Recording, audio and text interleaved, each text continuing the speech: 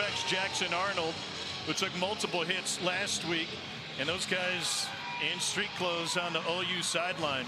Houston won the toss and elected to defer, so the Sooners will start with the football.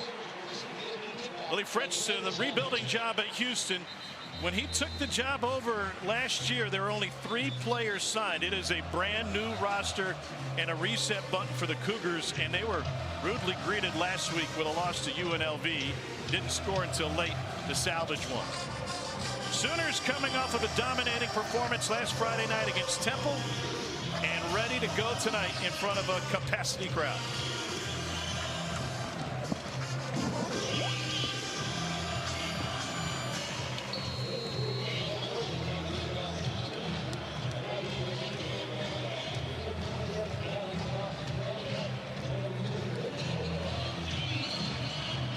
Jack Martin's put on a tee, is ready to get us started tonight. Billy Bowman Jr. back to receive for OU. And we are underway in the Palace on the Prairie in its 100th year. No return for the Sooners, and here is Jackson Arnold. We got the first look at Jackson last year in the Alamo Bowl. Got his feet wet just a little bit. Where can he make strides in week 2 tonight? Well, it's just consistency in the passing game and consistency in getting the ball out of his hands quickly. Houston is a team that blitzed 50% of their opponent dropbacks last week. That was good for 4th in the entire country. So they're going to bring some heat. And with some of those question marks and injuries up front, new faces at different spots for Oklahoma, I want to see Jackson Dart get the ball out of his hands, and I want to see Oklahoma establish the run early in this game. We don't expect to see Nick Anderson at wideout tonight as those injuries have piled up just a little bit. A little toss, but nothing doing. That's Deion Burks, the Purdue transfer. Toss for a loss of 6, and OU goes backwards. The Sooners really struggled last week on 3rd downs. They need to improve there, and they're already off schedule. Yeah, part of talking to Seth Luttrell, the offensive coordinator, was these 2nd down calls. Being better at not trying to get it all back. Get half of it back. Get yourself in a better 3rd down situation. Struggled with that last week. On 2nd and 16, Sooners keep it on the ground, and Gavin Sawchuk, who came on late last year, picks up just 1. These are the numbers we were talking about with the 3rd down struggles for this Oklahoma offense against Temple. Well, Tom, there's only 133 teams listed in college football, and they were 133rd. So not ideal. 1 for 12 last week, and this is where you don't want to be. But also you have Deion Burks on your side. So I'd be looking for him in the slot right here on the trip side at the bottom of your screen. He had a monster game against Temple. 3 touchdowns in the first half. Complete to the edge. And a somersault on the tackle of Bowers Sharp. Former quarterback, now tight end. He and Jackson Arnold have picked up on the same page early on, and Oklahoma will have to punt it away on 4th down. Yeah, not a great start, right? You look at the scoreboard last week, 51-3. Offense was rolling, 4 touchdowns for Jackson, but they did struggle at times. So not the ideal start for that offense. Look for them to make some corrections on the sidelines and get off to a better start next drive. Luke Elzinga will punt it away.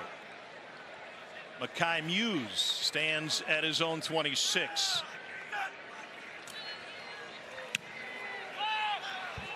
Drives into that kick, and it drives Muse back. Did he get a tip on it? It trickles all the way down to the 10. Oklahoma pounces on it. We'll see if Muse touched it. They really did. And it's a Houston turnover. A 64-yard gain on the punt.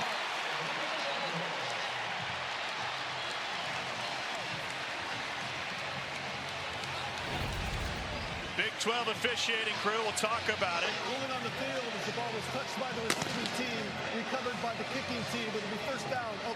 Boy, it's going to be that right hand if it does just nick the fingers of Makai Muse, number 83 for Houston. Tries to field it off the bounce, but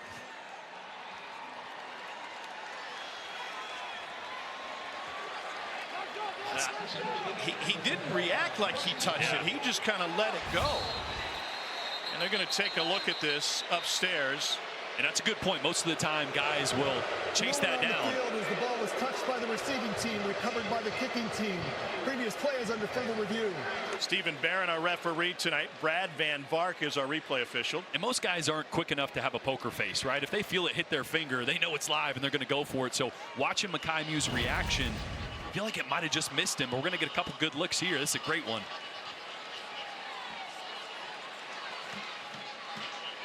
Just heads up play by Lewis Carter to end up pouncing on this football. Worst case scenario for Carter, it was going to be a dead ball anyway. Muse kind of gave it a glance, but certainly didn't chase it. And the key here is, are they going to have enough evidence to prove that it didn't hit him as much as it did, right? The call on the field is Oklahoma football. And I wonder if part of Muse not chasing it was that he thought it was going to go out of bounds anyway. I don't have a clean look.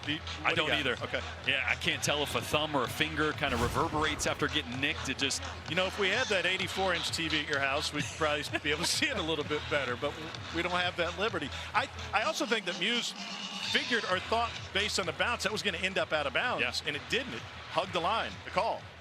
After review, the ruling on the field stands. First down, Oklahoma. So there you go. Not confirmed, but stands.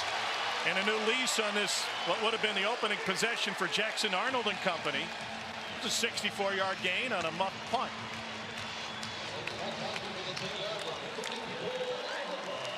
Joshua Bates is the starting center, as Cole pointed out, redshirt freshman from Durango, Colorado.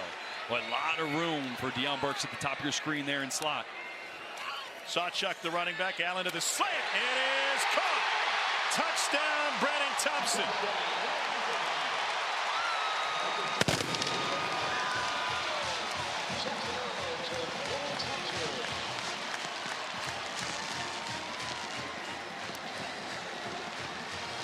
And the former Texas Longhorn gets OU on the board after the misplayed punt by Houston.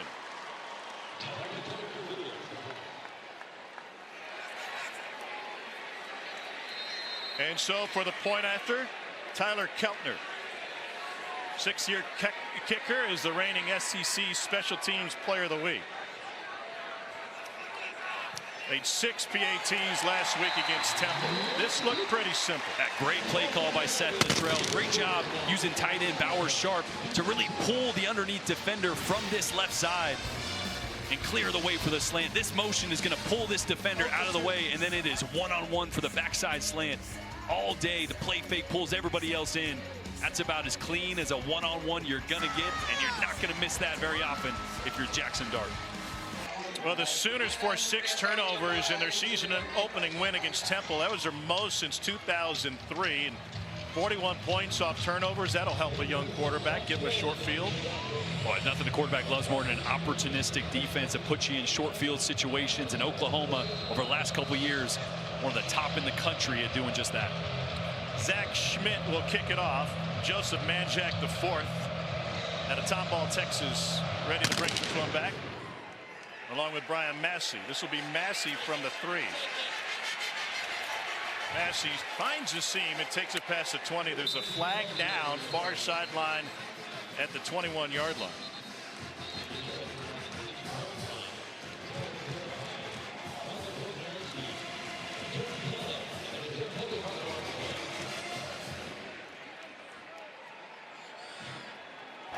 During the return, holding, receiving team number 33, 10-yard penalty enforced from the spot of the foul. First down. Houston had all sorts of penalty issues with their special teams last week, wiping out multiple big kick returns, and that puts Donovan Smith in a further hole. He's a Texas Tech transfer, senior from Las Vegas. Last year, second in the Big 12 in yards and touchdowns. And he's a legit dual threat guy.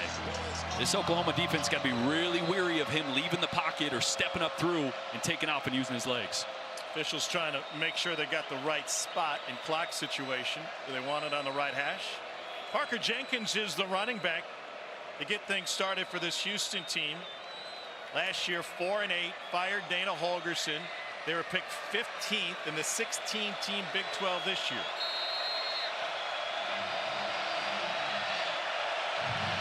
Smith got off to a great start last week. He started 5 for 5, did not finish strong. Here's Jenkins on first down, bottled up and is able to slip through to only lose 1.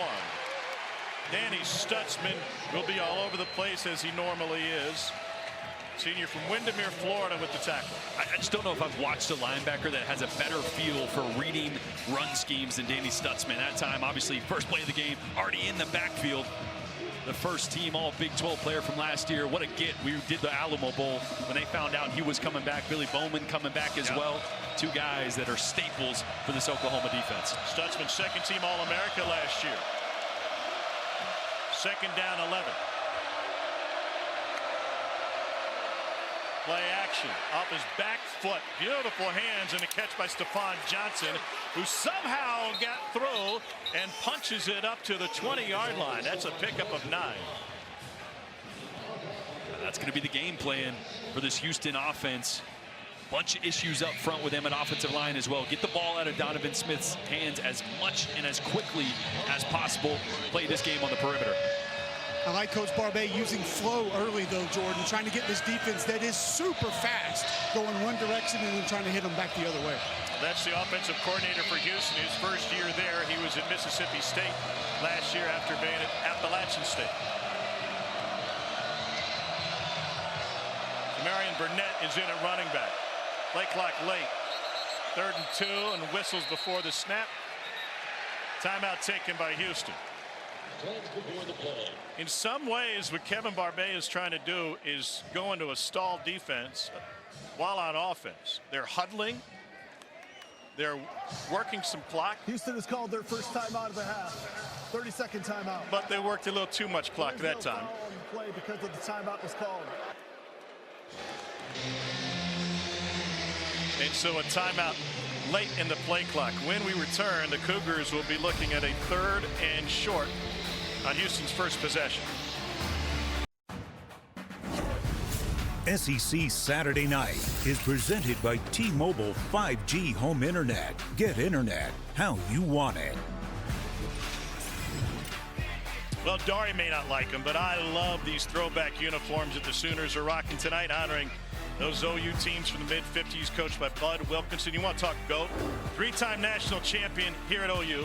3-time national champion as a quarterback at Minnesota. He was also an All-American goaltender for the Golden Gophers. Well, he wasn't starring on the football field for Bernie Bierman's team.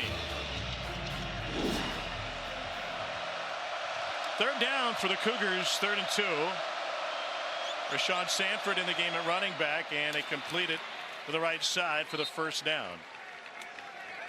It's Malik Carr with the catch. Cougars played a couple of quarterbacks last week, including Zion Chris off the bench early on. Chris got banged up in that game, a shoulder injury. How does it impact the Cougars if they can't use it? Well, they'd love to get an extended look at Zion Chris as well. They were planning on playing both, but with that shoulder issue, may see a lot more Donovan Smith the whole way here, but a great job on that last play. Had a free blitzer, found his hot route, got it out of his hand, something he really didn't do well last week. Chris played at Louisiana last year, one of the 36 transfers on this Houston roster. Play action again. He's got time into coverage, and they will get a flag. Manjack was the intended receiver, and Woody Washington kind of got draped all over him after Manjack lost his footing. That's a tough one. Woody Washington going to be in good position here. This ball ends up sailing a little more upfield. Defense number 5. Ball replaced at the spot of the foul. Automatic first down. So Woody Washington's breaking on that, thinking it's going downhill, and he could make a play on it for interception. The ball floats a little bit. Receiver slips, so really good position, but got tangled up. Manjack had the lone TD last week for this Houston offense. Also, interesting factoid. Oh, you love this one. Doesn't wear gloves. What are we doing? Don't gloves help? You would think. They're awfully sticky these days. He just wants to show everybody how manly he is. I don't need those gloves. Come on. Straight ahead, Parker Jenkins gets ridden down by Danny Stutzman. Houston having some success here. The penalty certainly helps. And a gain of 4 and first down. Yeah, this really the rhythm that they couldn't find at all last week against UNLV. Just stop and go, stop and go. A lot of protection issues, and so far, I'm going to hold my breath saying it, but that offensive line holding up well against this talented defensive front for Oklahoma. And if you watched their game last week, or like Cole, watch tape of that offensive line, it was like a horror film what they did and didn't do up front. 2nd and medium. That's a conversion on the Completion to Jonah Wilson. Cole, what'd you think watching that O-line last week? There's a lot of Olays with that group last week and turning guys free. You can't, like Jordan mentioned it, a free blitzer earlier, and look what Donovan Smith does. He throws over it. I felt like those players were getting to the quarterback last week, but I'm already seeing, Tom, Willie Fritz, Kevin Barbay, this offensive staff helping this offensive line. There may be more variation in the run game here through 2 series than we saw in the entire last game. Now, they were down, had to throw the football around, but it was as poor a performance as you're going to see, and looks like they may be finding some ways to assist them here early in this game. And a big way to do that is the huddle, so they're not giving Oklahoma an early look at their formation. Pressure up the middle. Complete to the edge. And a pickup by Mekhi Muse. Tom, I'll tell you this, too, like the huddling and getting a play in and kind of waiting. I understand it might not give you as many options, and Jordan won't like this as a quarterback. Maybe you can't change as much, but I will tell you from an offensive line's perspective, it allows you mentally to be more deliberate. You know what the play is, you go up, you see what the front is, you know what your assignment is, and then you go try to execute it, as opposed to maybe changing 2 or 3 different times because the helmet communication gets the plays in so much earlier nowadays. Stacy Sneed is the tailback.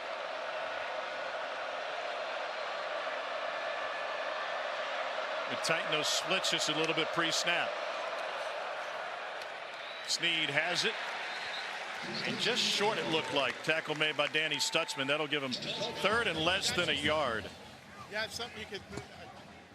Well, I think interesting, I got a chance to talk to Nick Saban this offseason. He mentioned when they played Michigan in the playoff that the huddle was harder for their defense.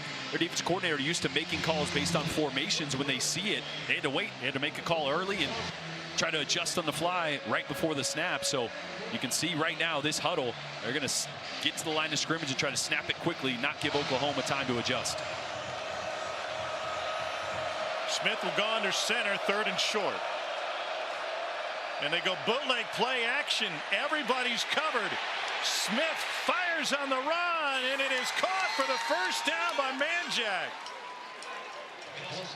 A pickup of 21 yards, and the Cougars driving. Watch, it's a really good job of protection. Watch all the time that Donovan Smith has right now, trying to hit a deep shot far to the left. Nothing there. Manjack, a great job of reading his quarterback. He's escaping to the right. I'm going to follow him. That's that mirror drill you practice every time a play breaks down in practice, and it paid off there. And also, no gloves. No gloves. No gloves needed. Use his body a little bit, though. Hey, listen, George Brett won 3 batting titles without wearing gloves, okay? Who's George Brett? Exactly. Youngster. Does he do what Moises Alou did for blisters, though?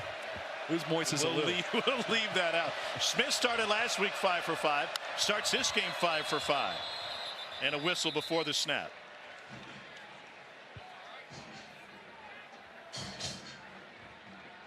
Delay of game, offense, 5-yard penalty, 1st down.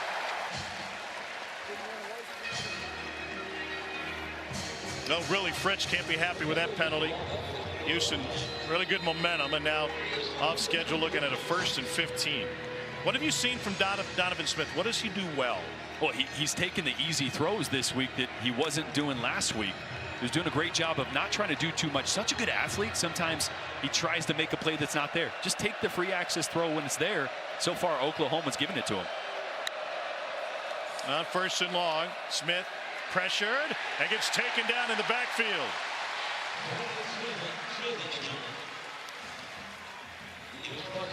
So consecutive negative plays after the penalty, and then the pressure up front. Yeah, just a little delayed pressure on the outside. You can see great coverage on the back end. That's 2 or 3 plays in a row that Donovan Smith has been looking downfield, but no one open. And that time not able to scramble and find any green grass either.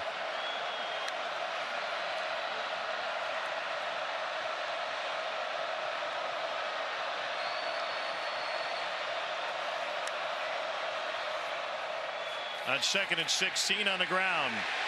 And a wall of crimson and nowhere to go.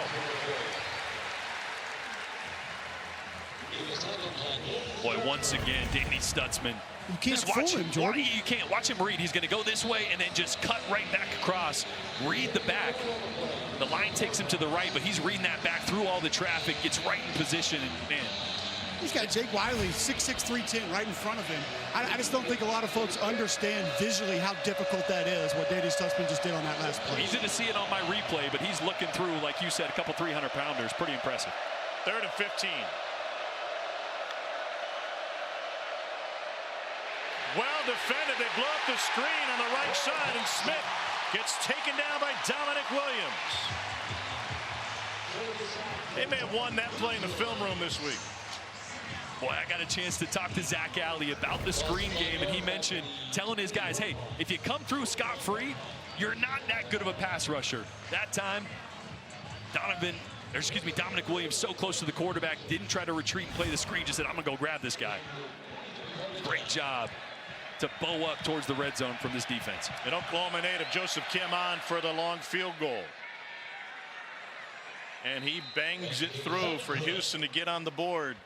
4:29 remaining in the first quarter. Is now so Willie French's team gets a 43-yard field goal to close their opening series, and they get on the board. Back to Norman in a moment. That'll be former OU Josh Heupel leading that Tennessee team. Jack Martin set to kick it off. Tennessee team will be here in just a few weeks. They already don't like the color orange in this state, so that should be an interesting matchup. From the 5, Billy Bowman. It's taken out at the 15. Let's break down Jackson Allen's game. Well, look, we talked about how talented he is. This is what I love most about his game, his toughness, his ability to hang in the pocket. Watch this block, one-on-one block by the center.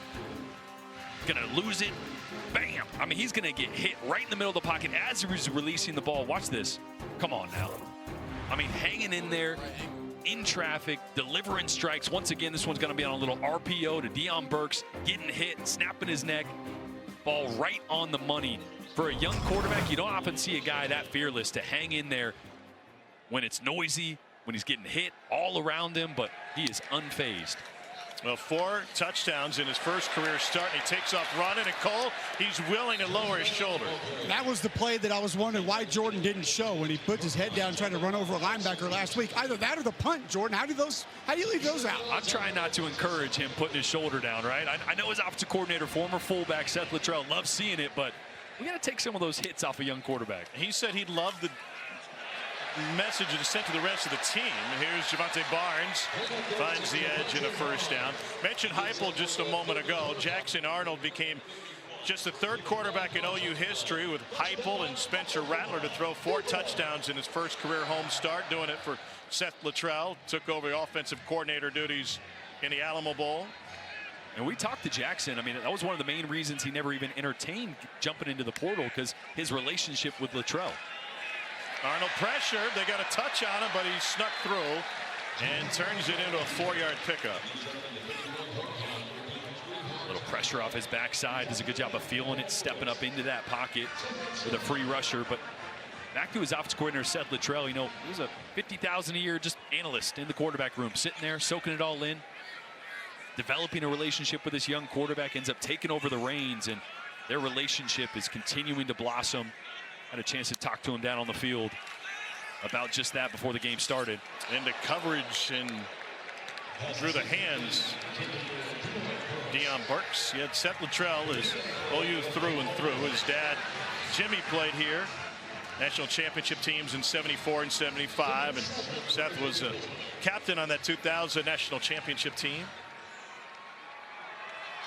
Bob Stoops' rebuild did not take long to turn this thing around. Pressured, lets it go deep, got a man on a post, and couldn't find Brennan Thompson. Boy, that's one that Jackson Arnold is going to want back. Great protection, safety to the field, bites on the dig route, leaves the post wide open to Brennan Thompson, and this is one that you're waiting for. You know you're going to come open, and you got to throw that to the middle of the field. You got to aim to the opposite hash, not the near hash. That time just pushes this guy too far upfield. Got to throw him open on that one, and it's probably a touchdown. Kai Muse misplayed the last Sooners punt. Luke Elzinga had a 54-yarder, turned into a 64-yard net gain. In traffic, a fair catch taken at about the 28-yard line. 38-yard punt. This season, for every field goal and extra point made by participating universities, Allstate will make a contribution to the university's general scholarship fund. Thank you, Allstate.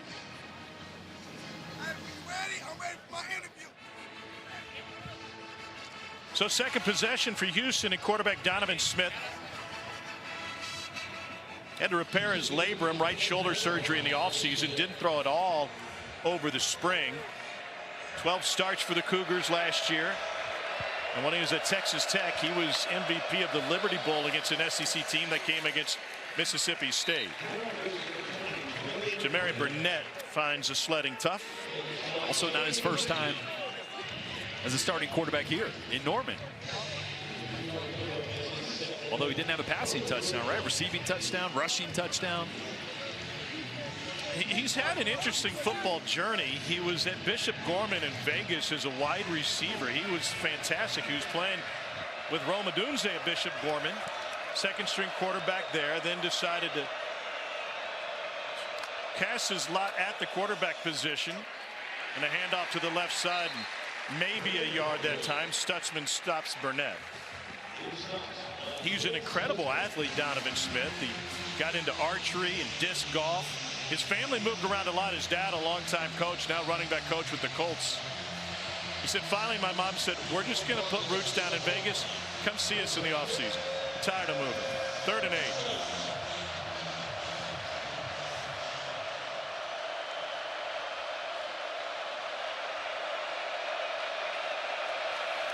Back-to-back 1-yard runs. 4-man rush for Oklahoma. Smith sidearms across the middle. Flag down. Completion to Devin Williams.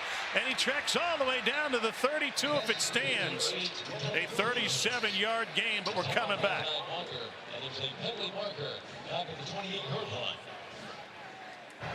Holding. Offense number 77. 10-yard penalty enforced from the previous spot. 3rd down. Left tackle David Ndukwe.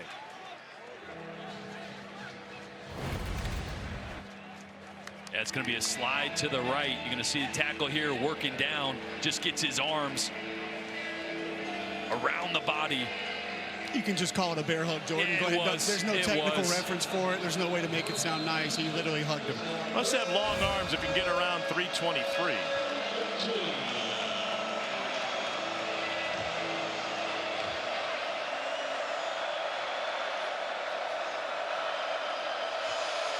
Third and 18. Stunts up front. They swing out for the screen and room up the sideline for Sanford.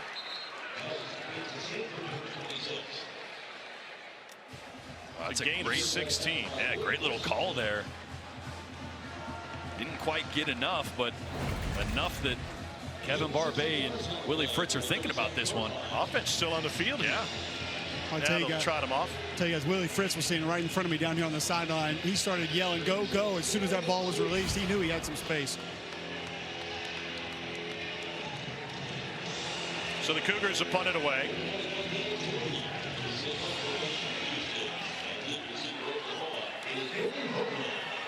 Liam Doherty, the punter. Bowman takes a fair catch, couldn't find it, and has to pounce on it. Well, that'll get your heart rate up if you're an Oklahoma fan. 41-yard punt. Well, Oklahoma first year of the SEC. Let's look back at all the stops they had. They started the Southwest Conference. Then precursor to the Big 8 was the Missouri Valley. They played Drake and Grinnell, and then all the other teams you're used to seeing. In fact, Drake and Grinnell have played more games here than a lot of the SEC teams. Big 7 went to the Big 8, joined the Big 12, and that expansion continued last year, including Houston, and now first trip through the SEC. How does that change things for Brent Venables? I mean, I think the ever-changing complex or landscape of college football is the SEC and the Big Ten are getting bigger and more powerful, more eyes, more opportunity. Arnold swings it out. This is Javante Barnes. And I do think it changes your recruiting base a little bit. Not that Oklahoma could always recruit nationally, but now you're in living rooms where you can talk to families and go, hey, we're going to be playing in your state in Mississippi and Georgia, you know, at least once a year. So opportunity for family to not have to travel. So it definitely helps recruiting in some of the hotbeds of college football as well. Of course, Texas is huge. Oklahoma is big. High school football. Mississippi, this one's stuck through by Barnes, and he's got a big game. More NFL players per capita in the state of Mississippi than any other state. And the schedule got a lot harder basically overnight for OU. They wanted to get a snap off, and this one is going to be the last play of the first quarter. That's the end of the first quarter. Timeout. Oklahoma taking advantage of a big Houston mistake to get the short field, and that led to the Sooners' lone score of the first quarter as Jackson Arnold found Brennan Thompson. 1 quarter in, Houston right there, 7-3 Sooners. Coach Fritz, feels like a little bit more variety with your offensive play calling and maybe trying to help that offensive line a little bit, some quicker throws and some screens. Well, I think we're doing a better job of running the ball. You know, last week we just did not run the ball as much as we needed to. And you're right, getting the ball out of our hands, give the quarterback some confidence. And then you mix in the drop back, third level routes. Thanks, Coach. Thank you. Jackson Arnold goes deep. It is caught. Brennan Thompson with the longest play of the night for Oklahoma. Pickup of 34. Great play design, little play action. Deep post by Deion Burks takes 2 defenders down the field. That's where Arnold's looking initially. And Thompson right on the over route and right on the money from Jackson Arnold. Now to the run game, and off tackle goes Javante Barnes, junior from Las Vegas. Missed 4 of the last 9 games last season, was banged up. Just 11 pass yards right before that big play. You just felt like they knew they could hit one, and they wanted to. Really thought they were going to dial it up there, and it was a great play call and even better execution.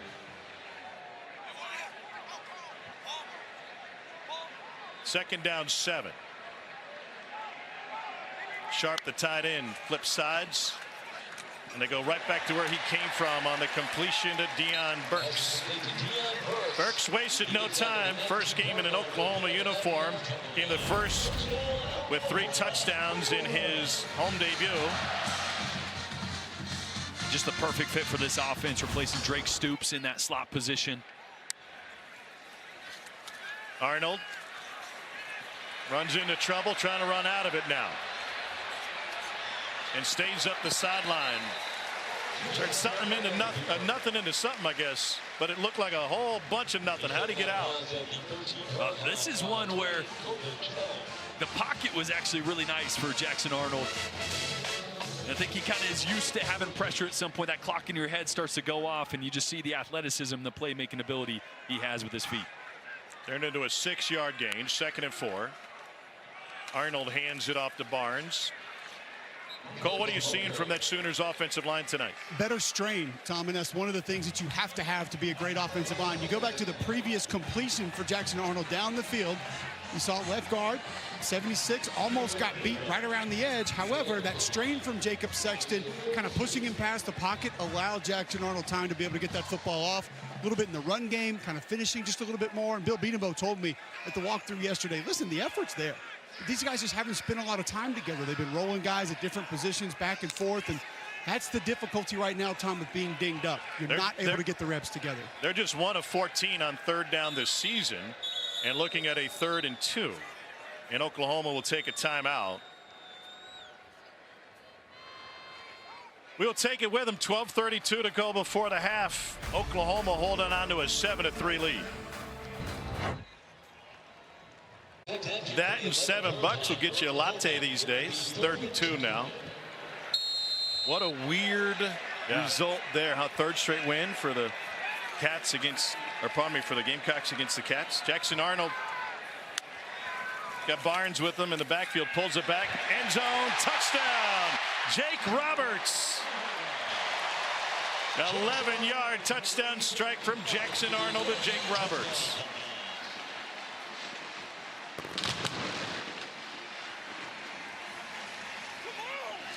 Well, I was watching in that timeout, and I noticed Jackson Arnold standing right next to Roberts. And I was like, okay, maybe they're going to go heavy, tight end, run or something.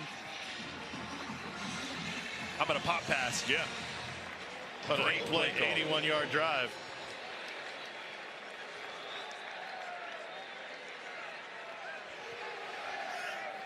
Tyler Keltner on for the point after. Josh Plaster is his holder.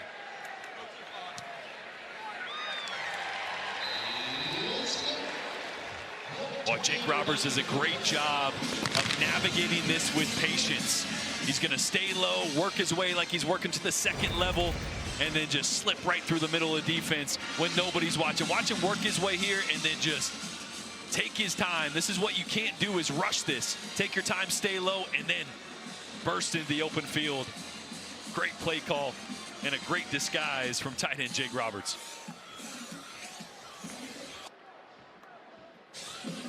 And I tell you guys, we don't get a lot of the cool stories in college football like this one with Jake Roberts. From Norman, Oklahoma, wanted that Oklahoma offer out of high school, didn't get it. Ends up going to Baylor, then North Texas. Actually played for Seth Luttrell at North Texas. I asked Coach Luttrell about him before the game. He said, absolutely, I've known him a long time. Great kid, great player. Got in the game here in the stadium a week ago. I asked him before the game in warm-ups. I said, last week, dream come true? Lifetime dream come true? He looked at me and had the biggest smile I've ever seen on a kid's face. Said, absolutely, zero question about it. One of the best moments of my life. That is awesome.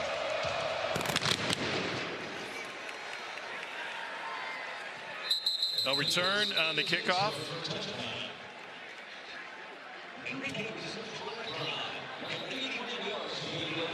And Donovan Smith back to work. And this is going to be a familiar spot for Houston. And in talking to their offensive coordinator, Kevin Barbay, as they got down in the game against UNLV last week, Barbay mentioned he got away from the run too soon. Tried to play catch up too early in the game. So can't get away from just chipping away at this thing. Don't turn this into a backyard. Got to throw it every down. Continue to lean on the run. And those quick, high percentage throws on the outside to keep the chains moving. They've had a hard time running. Just net 2 positive rushing yards. Man coverage and incomplete. They had an opportunity for Jonah Wilson. Or come out and take a shot. First play. This is something I talked to Barbay down on the field. He said, look, we need to take a couple shots just to take them. And Jonah Wilson at 6'3" is our guy. Had him, man. Donovan Smith just barely misses over the right shoulder. Gentry Williams lost his feet in the coverage. Parker Jenkins, a Houston native out of Climb Forest High School, is a running back behind Donovan Smith. And he gets blasted in the hole. Danny Stutzman, hello.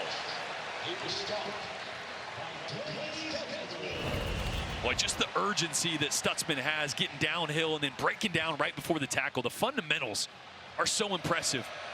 Never leaves his feet for a tackle. He's not going to guess. He's not going to dive. He's going to square you up, put his helmet right in your helmet legally, and take you to the ground. That is one of the best linebackers in all of college football right there. 3rd and long.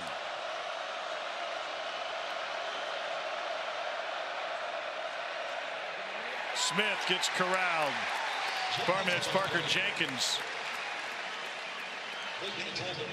Well, you know, and we talked about the schedule that Oklahoma draws coming into the SEC, one of the hardest in the entire country.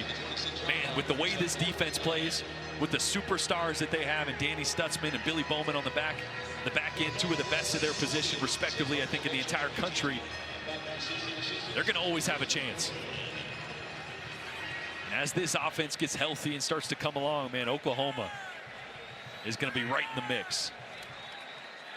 Cougars have punted away. They just get it off. From the 20-yard line, Peyton Bowen slips through. And Bowen takes it past the 40 to the 41-yard line. 53-yard punt, 20 on the return. And my butter Karsten leading the way on the Sooner Schooner tonight. I'll tell you a little bit more about the great history here at Oklahoma. Well, I spent my Friday afternoon on another SEC field trip. First ever trip to Norman. I decided I wanted to meet some of the Roughnecks and Little Sisters. There's Emma bringing one of the ponies around. Boomer and Sooner white Welch ponies. That originated in the UK. I even got to brush the tail a little bit. I helped put the wagon together. I really hope it doesn't fall apart today based on my shoddy work. But what an incredible tradition, just one of many here. It became an official mascot in 1980. And now a new part of the tradition this year, second year, that they're running out of the tunnel through the band to lead the team out. You looked a little nervous up there. I was a little bit nervous. Not the kind of, get dirt under your fingers kind of guy. I was afraid I might scuff up my Jordan. So, yeah, I was hesitant. But the crew out there showed me an incredible time. Carson, Noah, and Emma, the seniors who will handle most of the driving tonight. They'll come back out not only after every score, but also in the third quarter. The special Toby Keith tribute. Wasn't there a change with the ponies? I promised not to talk about the depth chart. Oh, okay. Yeah. A lot of oars. Yeah, there were some oars. Yeah, gotcha. On the slant, that's complete to Deion Burks. He's got a first down.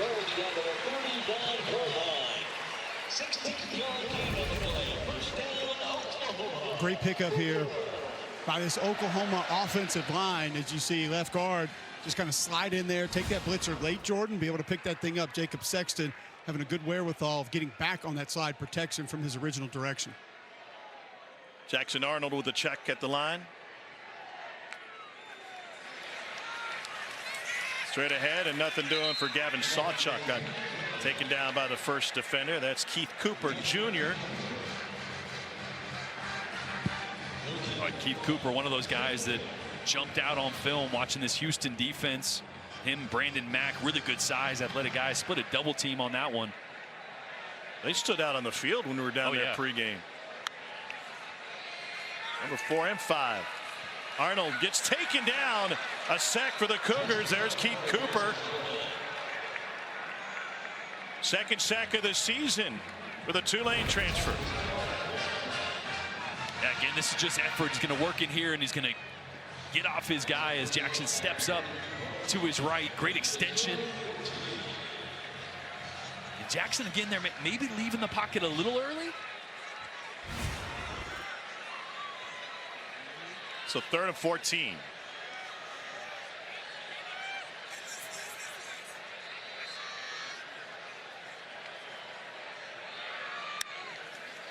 Four-man rush. Looking for Bauer Sharp. He's got the catch and lost the football at the end. Was he down or not? Willie Fritz is signaling Houston football. Jalen Garner with the recovery. They're going to say incomplete. And the Sharp never had it. Ruling on the field is an incomplete pass. 3rd down. This is just a great throw right in the void. Sharp, good job protecting the ball there. It was bang, bang. I know in slow motion. Correction, 4th down. It looks like a lot of time, but he had 1 foot down before getting hit. So that's the right call on the field.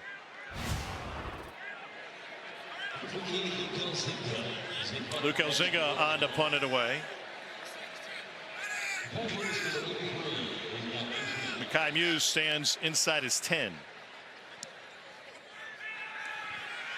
Fair catch taken at the 10. Good punt by Elzinga, 33-yarder. Jordan, this is what you missed out on. The undisclosed farm, can't share the location, but what a great trip and a perfect way to watch the sunset on a Friday afternoon in Oklahoma. Petting the ponies, thanks to Emma and everybody. Carson, what a great visit. First drive, Houston drove 63 yards. Their last 2 drives, they've managed just 9 yards on 6 plays. They've gone 3 and out both times. 8:09 to go in the first half. Trying to find a screen on the edge. This is a really big drive here for Houston, though. Their defense is really keeping them in this game, just allowing 14 points to the high-powered offensive Oklahoma. You can put together a drive here, get some points before half, take some time off the clock. They'll get the ball after half as well. So big drive here for this offense and Kevin Barbay and Donovan Smith.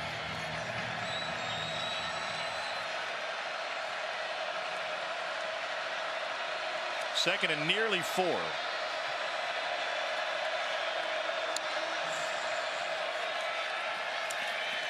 Smith tries to scramble. Lets his blocker do some work. And picks up the first down. Great vision by Donovan Smith to get Des Malone cleared out of the way.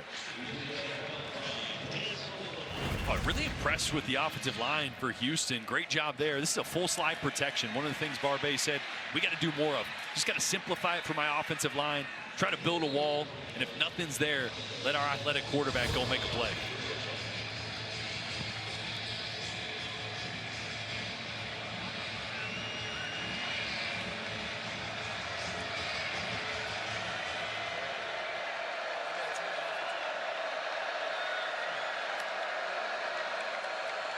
Back to the ground game and a hole on the left side. Ashawn Sanford picks up 5.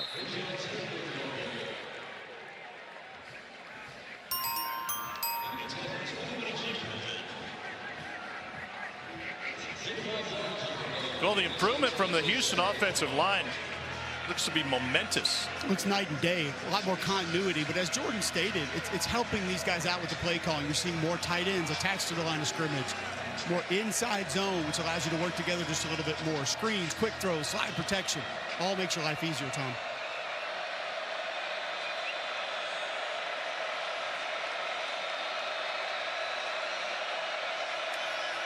Now 2nd and 5. A fake toss. And maybe a couple of yards that time from Donovan Smith.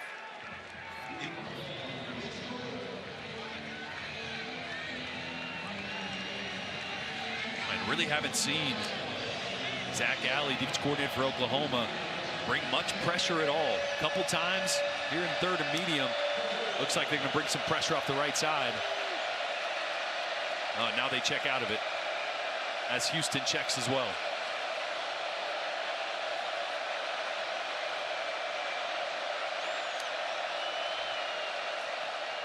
They need 4. They don't get it. Stacy Snead taken down at the line of scrimmage.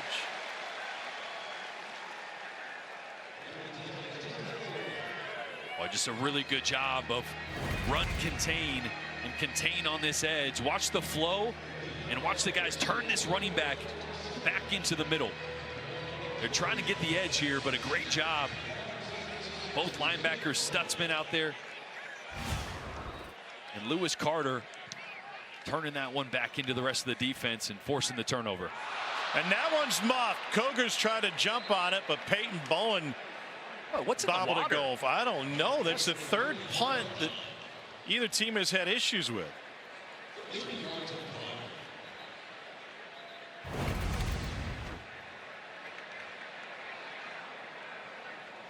Right up the face mask. In the face. By the way, 9 tackles already for Danny Stutzman tonight. Is that good? Not good start. Yet. Not quite half. I think he had 17 in a game last year against SMU. It's funny, on that last play, I thought he overran it by about a step and a half. And then when we went to that replay and I saw it, he was actually shoved out of the way a little bit by the tight end. Just thinking, nope, right in the spot again. He's like a magnet. Arnold fits it into traffic for an Oklahoma first down to Zion Reagans, freshman from Jones County High School outside of Macon, Georgia. Cool little play design there. Entire offensive line goes left. Little short sprint to the right from Arnold. Great ball placement in traffic. Into Cougars territory. Arnold goes deep and underneath, or underthrough, I should say, Brennan Thompson. You know, we talked about receivers in injuries. They're a little banged up that room. Jaleel Farouk obviously out for 6 to 8 weeks after a big play last week, hurting his foot. Nick Anderson still out. They're hoping to get him back maybe in a week or two. That's the guy you miss on the outside. The big body where that throw doesn't have to be perfect. You can throw it up to your 50-50 guy. Nick Anderson at 6'4", he makes those plays. Let him post up, kind of. Yeah. Arnold. Bottled up. Carlos Allen. That's why you're looking for another guy to kind of step up opposite Deion Burks, especially on the outside. J.J. Hester, a guy, number 13, that big body at 6'4" on the outside. Not a ton of experience. Maybe he can fill that role. Just looking for anybody to step up outside Deion Burks. Coaches brought up J.J. Hester as a guy who could. Pressure coming. Arnold goes deep down the sideline and incomplete.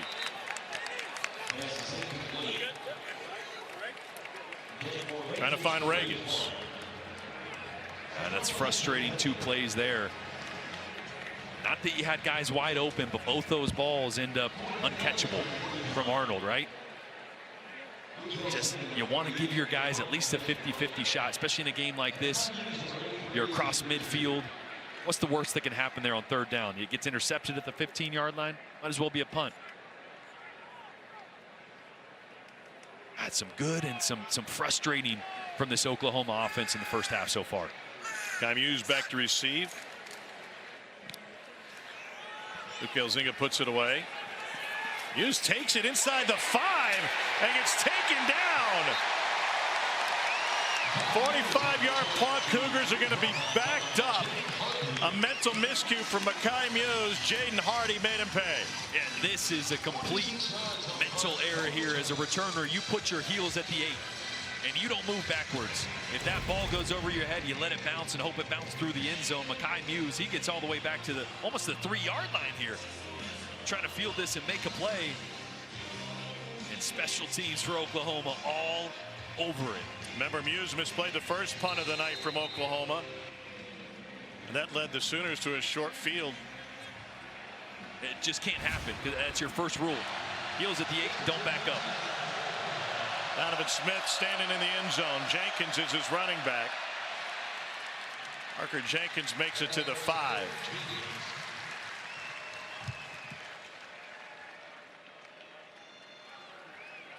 Boy, now as an offense, you go from getting the ball back and thinking about putting a drive together at the end of half to, boy, we're in the shadow of our own goalpost here. We got to make sure we don't get a safety. You get into survival mode as a play caller here, backed up with your own end zone.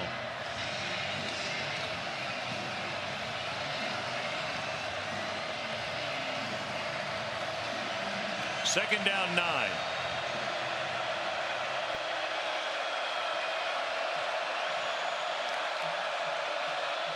Oklahoma was still moving at the snap. And maybe another yard for Jenkins, and that's going to bring up a key 3rd down in front of this sellout crowd. We got a couple guys banged up.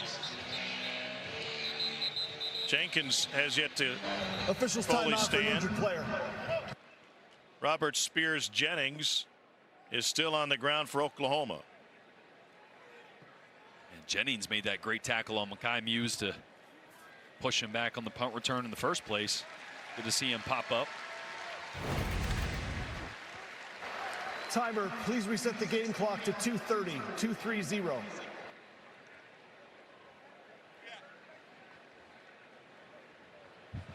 John Terry really helped make that play from the defensive tackle spot as well. Beat his guy clean and forced that run that wanted to go up through the middle to bounce outside. Like Kobe McKenzie came down on top of Spears Jennings, and Jenkins was laying awkwardly.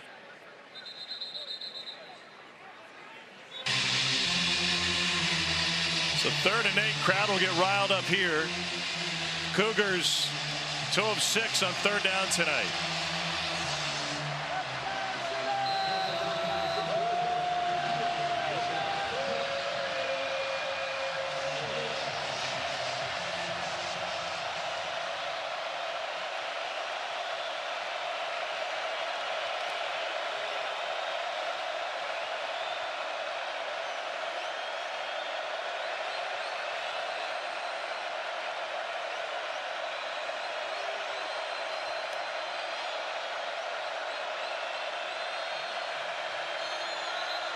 And the Cougars will let the clock tick to 2 minutes. That's a 2-minute timeout. And that'll send us to a timeout on the field. Houston looking at a 3rd and 8 when we return. All right, Dari, thanks. 3rd down, coming out of their own end zone. And Stacy Sneed, junior from Arlington, Texas. A little bit of breathing room, but will be short of the 1st down. And just the right play call there. Ran zone away from the blitz. Not by design, but helped him get a little more breathing room. Second time out of the half. Timer, please reset the game clock to 1:49. 1:49. There's a world of difference between trying to punt from your 5-yard line compared to the 12. Oh, yeah.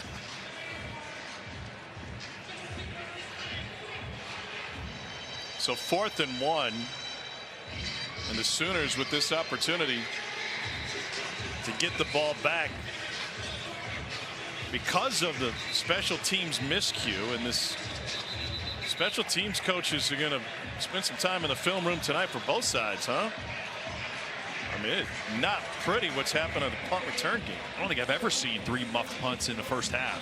No, that is ugly. And it's a little bit of what we saw from Oklahoma last week. The scoreboard, the touchdowns looked good, but it's just been a little hit or miss. Yeah. No rhythm on offense, not finishing drives the way you'd expect. We'll see if Jackson Arnold plays a little bit more comfortable on the final possession, what could be the final possession for Oklahoma. Billy Bowman lets this one get out of bounds. It almost ended up in the seats. Well, right across the top of the wall.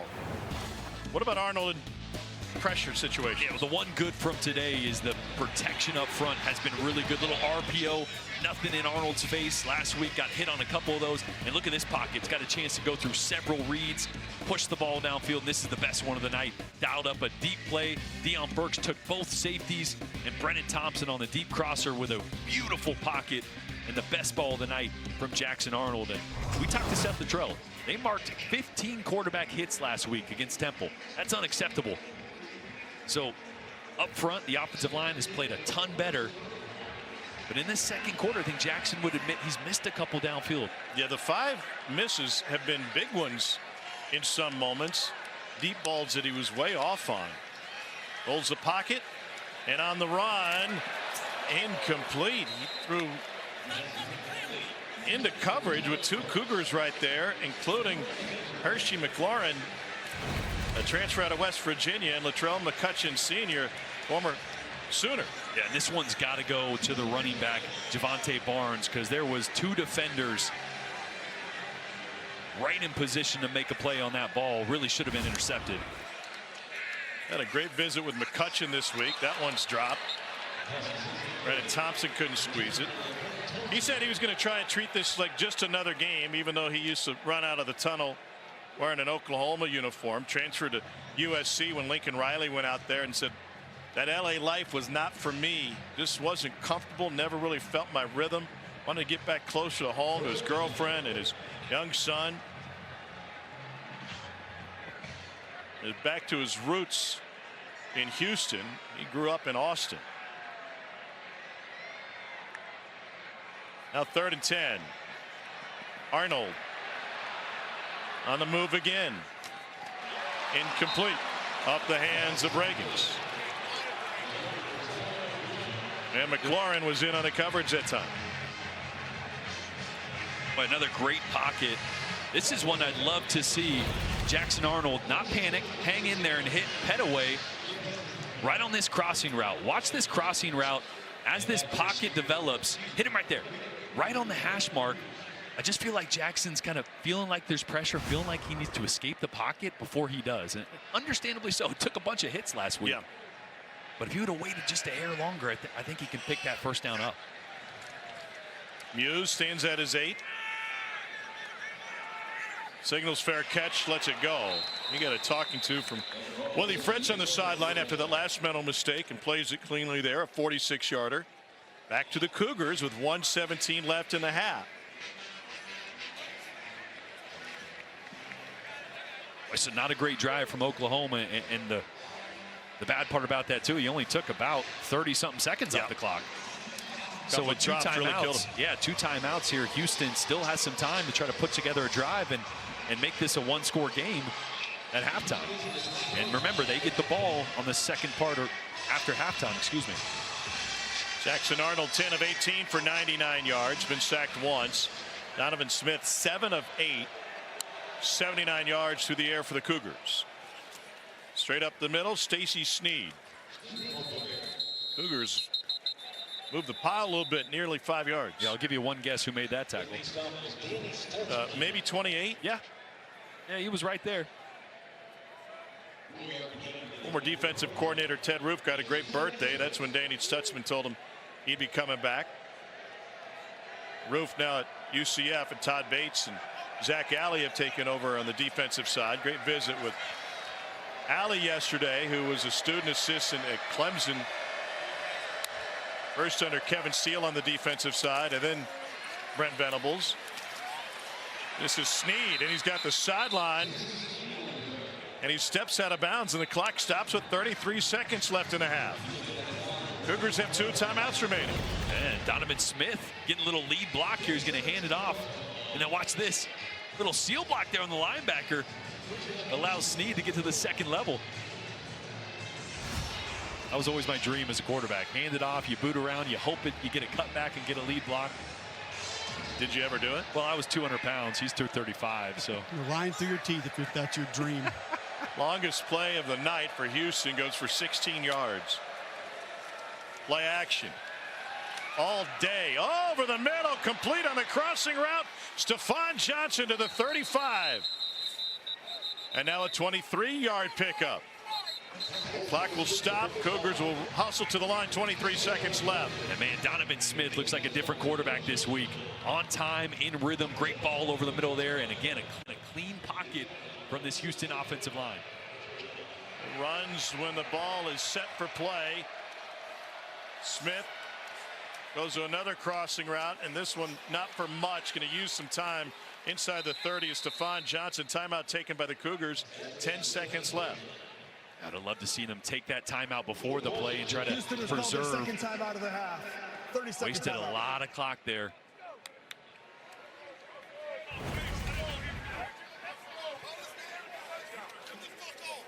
But again, watch the pocket. And a decisive throw there to Stephon Johnson over the middle. That's where I would have loved to call the timeout there. Then you maybe have 20 or so seconds left and still that other timeout in your pocket. Now you really got time just for one play to try to get yourself in a little better field goal position. This state has not seen good clock management today. Starting up in Stillwater at the end of that. Boy, Arkansas let that lead slip away. They very nearly didn't get that game tire at the end of regulation.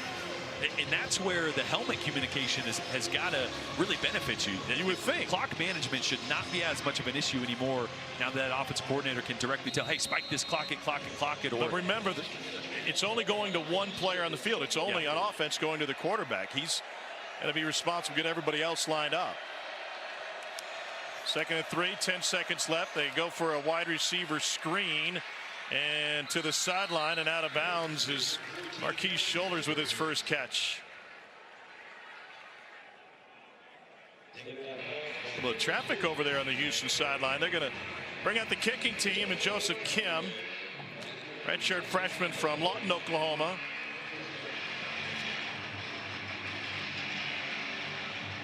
Kim made his first of the night. This one from 44.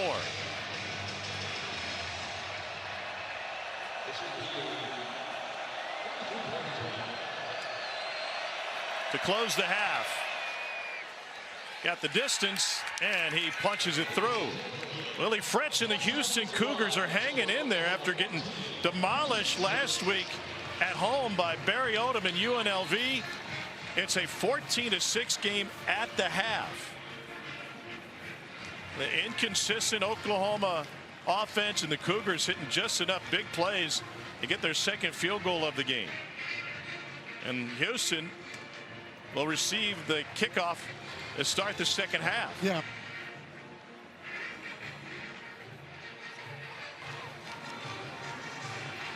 Gets down the field. Here's called Brent Venables. Coach Venables feels like the offensive line is playing a little bit better. Jackson Arnold maybe a little jumpy in the pocket. How do you get him more comfortable in the second half? Yeah, we go in and look at the things that are there.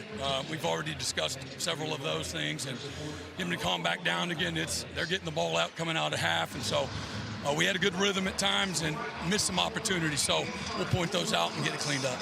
quick game has been pretty big for Houston in the first half. What have you seen that maybe you're going to have to spend some extra time adjusting to in the second half? They've had us off balance, you know, and running and throwing. So we got a lot of things to clean up, from tackling to getting lined up and leveraging the ball in both the throwing game on the perimeter, in the pass game. We're not tackling very well tonight. Thanks, Coach. I appreciate it. Oklahoma has only been in the red zone twice, scoring both times. It's a 14-6 lead for the Sooners at home against Houston. Let's get to the studio. Dari, Doring, and Watson. Gentlemen, tonight, but they're getting ready to step into a very stern SEC schedule. And by the way, they get a Tulane team that gave K-State all it could handle. Cole, what did you learn on the Houston sideline at the half? Well, I talked to Coach Willie Fritz and asked him, number one, how do they keep this rhythm going offensively? He said it has to stick with what's changed, those quick throws, the slide protections. He said he does want to gain a little bit of a run advantage in the second half. I said, what about the rushing defense that you've had? He said, we're good against the run. The RPOs are what we need to be concerned with and need to stop. Felt like they hit a couple slants, Jordan, that Willie Fritz is concerned about in the second half. Only 43 yards on the ground for Houston in the first half. 156 total yards of offense on 30 plays. Senior Donovan Smith is their quarterback. He's got Stacy Snead in the backfield, and he swings it out on the very first play to Jaden York. Another Texas Tech transfer. A couple of Red Raiders hooking up. And an injured Kip Lewis yet to get to his feet. Lewis, a third-year sophomore from Carthage, Texas, was honorable mention all Big 12 last year, and they're working on his right side.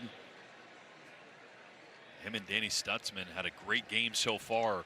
This linebacker group is deep. It's probably the strength of this defense. They returned their top 6 from last year, but Kip and Danny putting together a really good game, and you hope it's just a stinger or something he can get up and trot off. It's a Oklahoma defense that ran roughshod over the Owls of Temple last Friday night. 6 sacks, 9 tackles for a loss. Last year, they were second in the country in takeaways with 26, and they led the country in interceptions per game. So I'm a little surprised so far that they haven't provided a little more pressure on Donovan Smith.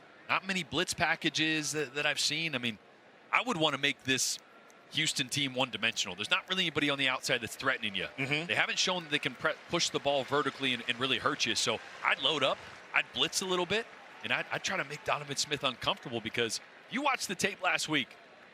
He was under a ton of heat, and tonight he's had a lot of time in the backfield. Cougars have gone max protection multiple times. They're trying to keep that right shoulder stabilized as they walk Lewis off the field. It was friendly fire that got him on that right side as he was making the tackle.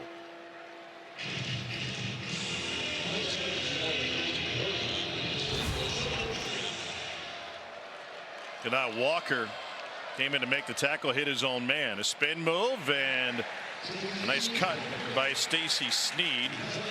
Kendall Dolby with the stop for Oklahoma. 3rd down. 3rd and 2. Cougars had a tough time on 3rd down last week. They're 2 for 7 tonight.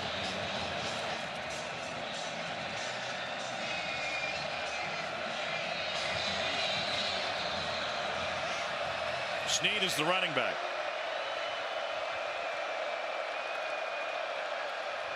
Snead finds a hole, and he picks up a Houston first down before Stutzman brings him down. Double-digit tackles for Danny Stutzman. Great job being patient by Snead. He's going to work up, and he's going to just pause before he jumps cut to the right when Stutzman jumped to the left. Watch this. Gets there, pauses. Great job being patient by Snead. He's been in on 11 tackles tonight. Man coverage on the outside and picked off. There's a flag on the play. Tremendous handiwork by Woody Washington as he was matched up with Joseph Manchak IV.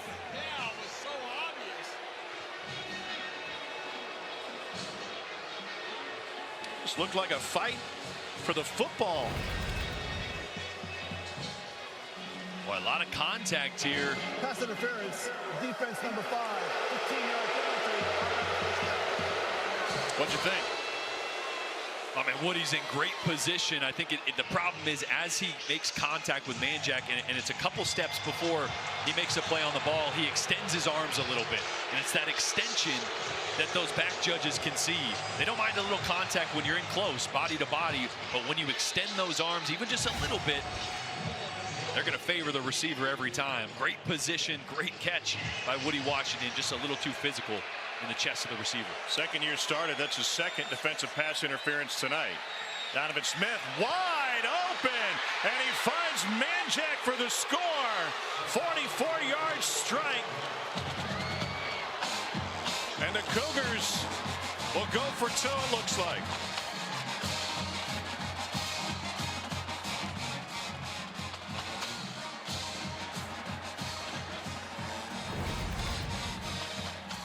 All right, this is going to be a version of cover two. This safety right here has got to be deep half. You got a middle hole player and a half player right there. Safety's got his eyes in the backfield. He should be over the top. Corner lets the receiver go. And that's a complete coverage bust right there on the back end from Oklahoma. Cougars' first two-point attempt of the season. They were 1 for 2, going for 2 last year. Snead is the tailback. Flip sides. Donovan Smith looking for a tie on the road at Oklahoma. Back to the end zone and too strong.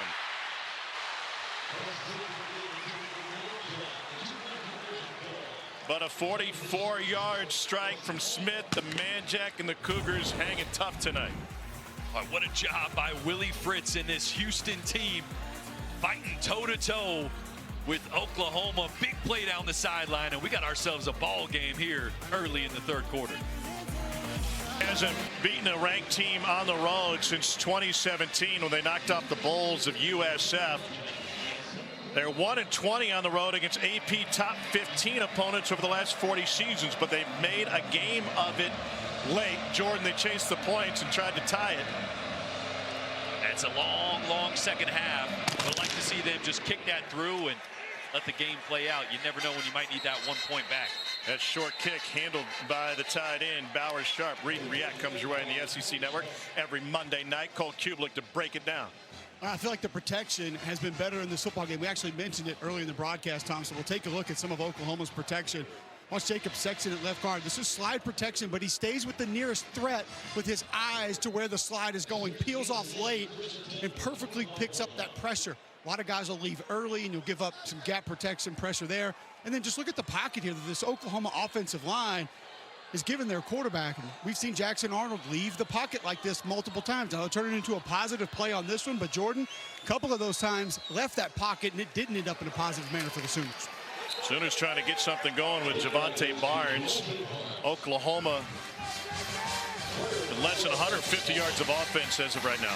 Yeah, for all you Oklahoma fans that want to watch a show where guys just talk ball, flip on Read and React, man. Cole and Roman Harper do a great job every week breaking down actual football.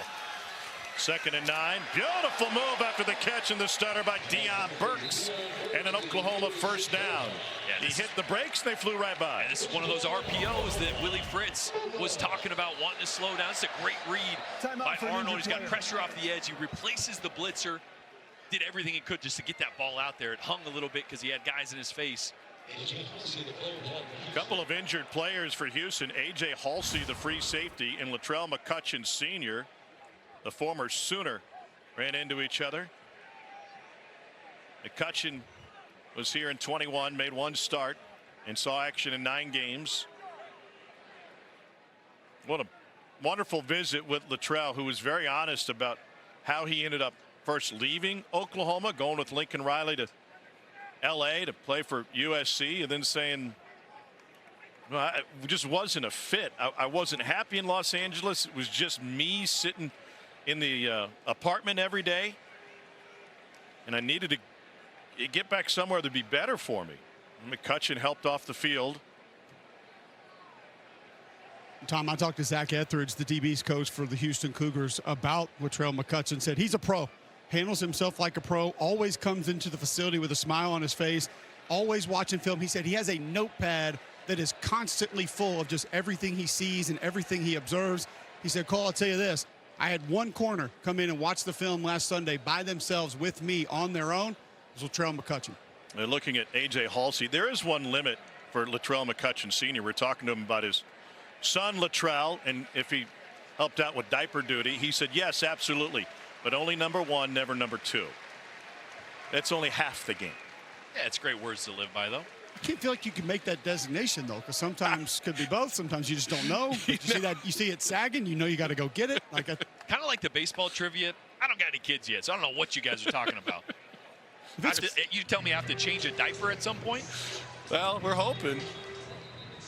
If it's pre-2015, Jordan's out. That's right.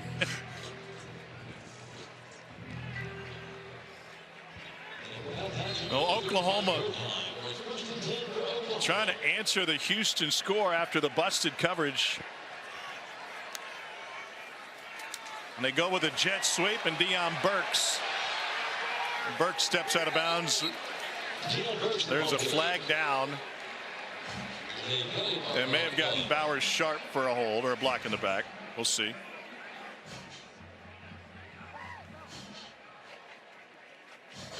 Holding. Offense number 10. 10-yard penalty enforced from the spot of the foul.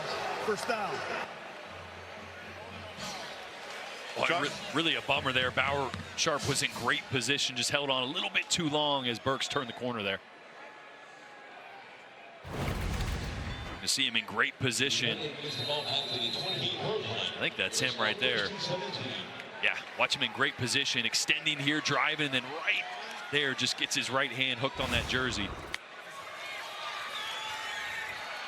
Arnold swings it out. Javante Barnes.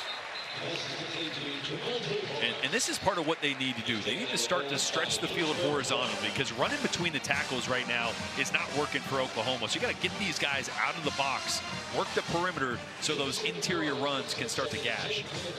If running between the tackles is not working in a non-conference game against Houston, it may be tough sledding for the Sooners in conference. Strike delivered to Jake Roberts, who picked up a touchdown. And Roberts, who went to high school just 2.5 miles away from here, I should say. Norman North holds that one in. Younger brother, top recruit. Dad played for Jim Donnan and Marshall, a football family.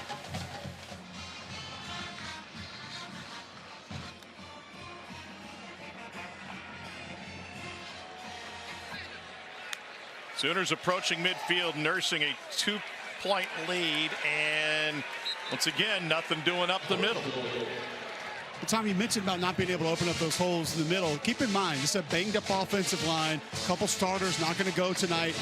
The difference here is when you're banged up and you're injured, you can't practice the way that you want to. And then you can't also go let your guys just heal, because you need those reps together physically on the practice field. Joshua Bates getting the start at center. Another swing out to Barnes. And Bates, by the way, is playing hurt. That left elbow has been an issue for him. He's a second-year freshman. You know, this is Drew Samia, Creed Humphrey, and those guys. You just sit them out of practice. They don't have to do anything. They get better. They heal. They know how to handle it. They know the expectation. You plug them back in and you roll. Complete turnover on the offensive line from last year. They had some new guys in there during the bowl game when their NFL guys opted out. Here's Arnold after the late block, and he's able to bounce it to the outside and pick up the first down. So find an extra blocker by letting the quarterback run, huh? Yeah, and a great block by Taylor Tatum, the running back. He's going to work straight up on the middle linebacker, and sometimes you got to get the quarterback involved. Spread teams out, add an extra hat. Now your running back becomes a lead blocker. You get a hat on the linebacker and get your quarterback to the second level. That's former Sooner Jamal Morris playing middle linebacker. Arnold wanting to go deep. Unloads into coverage. Intercepted. Cougars take it right back. Jeremiah Wilson.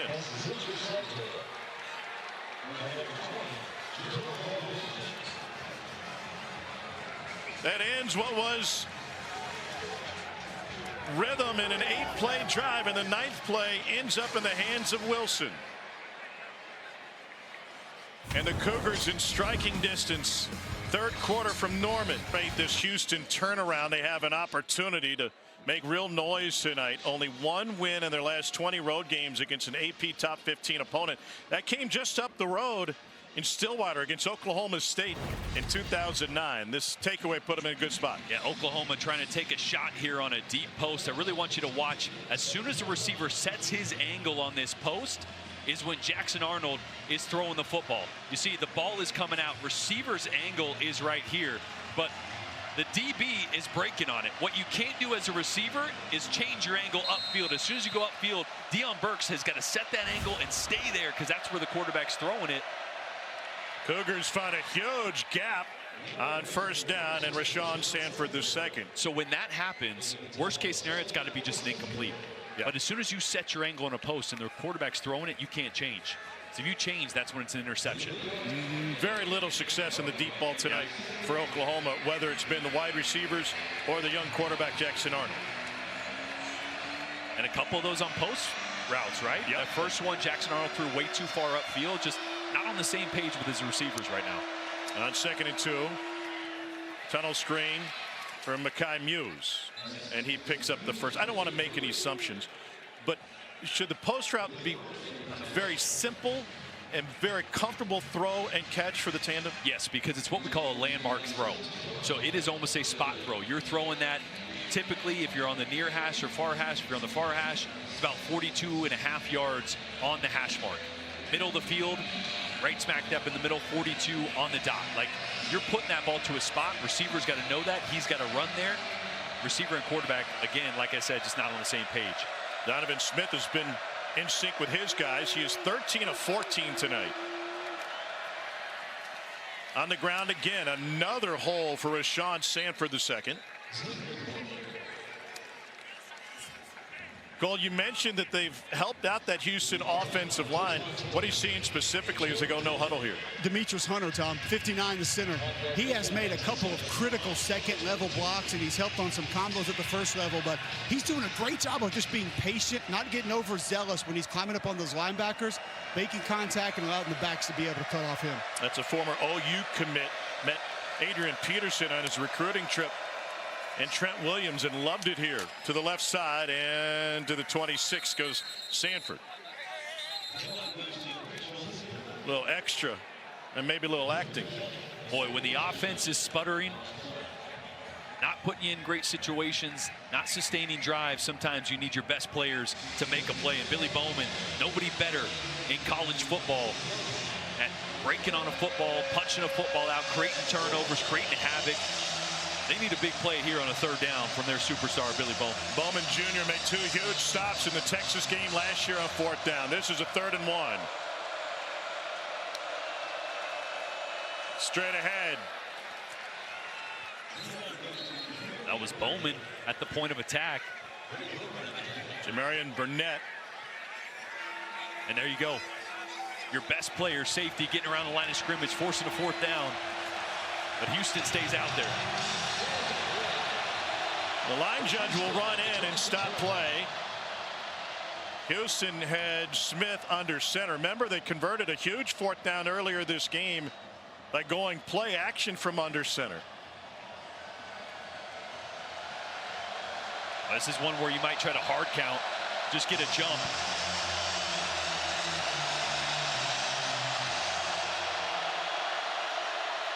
Surge from the center and Smith over the right side to believe pick up the first down. Cougars certainly think they got it. Wow. Oklahoma thinks they stopped them.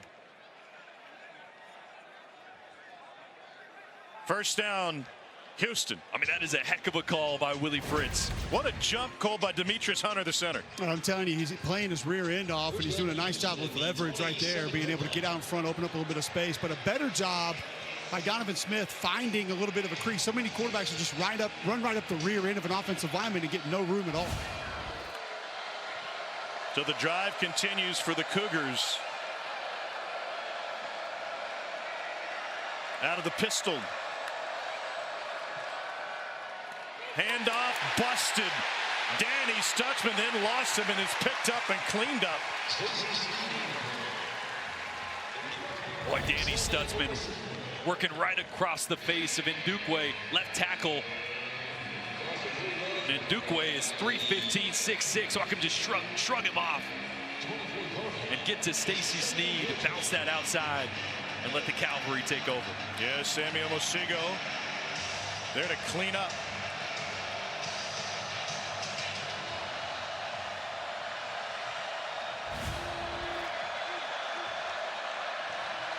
Second and long. OU shows pressure. They bring 4 to the outright to Muse, and Muse steps out of bounds after a pickup of 4. Man, just giving these receivers a lot of green grass on the outside. That's Billy Bowman. He's giving them about 8 yards. I mean, this is a quarterback. They watched tape last week. This is a quarterback that struggled to complete anything. So what do you like, 3rd and 9 here for Houston? I like bringing some pressure. I want to see Oklahoma force the issue with Donovan Smith. They're going to put everybody at the line of scrimmage and show blitz here. I think they're going to pop these guys back out, though. 3rd and 9, pressure from the edge, got rid of it, flag down, catch made, and that will be a first down for Mekhi Muse if it stands.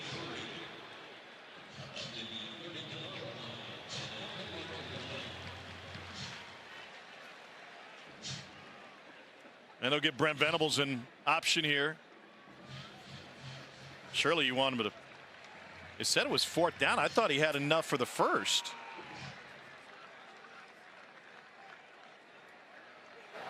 Pass interference, offense number 14. Pass resistance with the goal, 3rd down. Marquise Shoulders.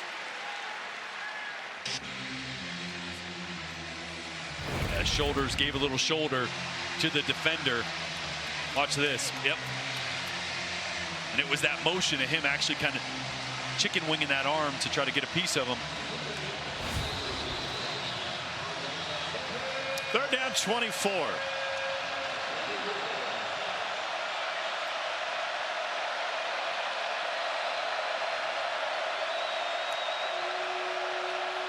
They go to the ground game, and they run directly into Danny Stutzman.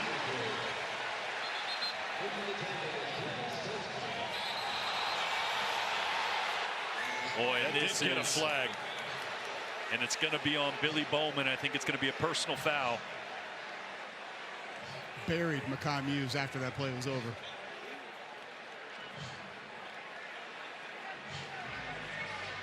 After the play, unsportsmanlike conduct, defense number 15. 15-yard penalty, automatic first down. That's Kendall Dolby, the junior college transfer out of Northeastern Oklahoma A&M.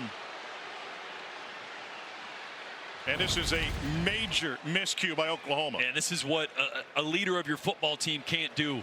Your best playmaker, you come up with a great stop on 3rd down, change some momentum, and you just let your frustrations go a little bit past the whistle. You see right there, Billy Bowman on top of Mekhi Muse. It's just that little push as he's getting up. They actually got Dolby for it. Oh, they did. Instead of Bowman. Play action on 1st down. Whoa, and he lost his footing. The turf came out from under Donovan Smith as he was facing pressure. Grayson Halton was in his face. Boy, Grayson Halton just whooped a double team to get the pressure on Donovan Smith.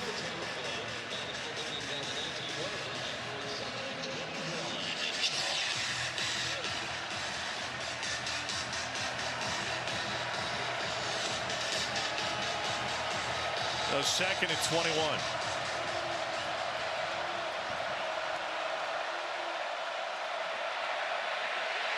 Smith onto the run.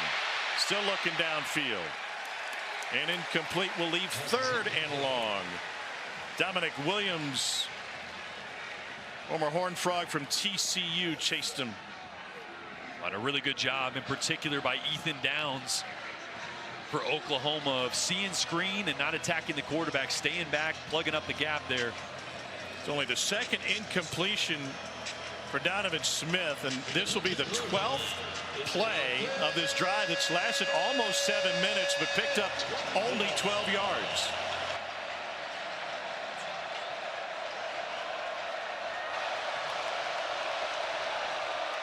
Looking for another screen. Shoulders through traffic. My man, Demetrius Hunter. I've never seen it in my life. He just picked him up and tried to carry him. Oh, big man said, hey, we only got 3 more yards. I can take you there. Come on, big homie, I got you. Let's go.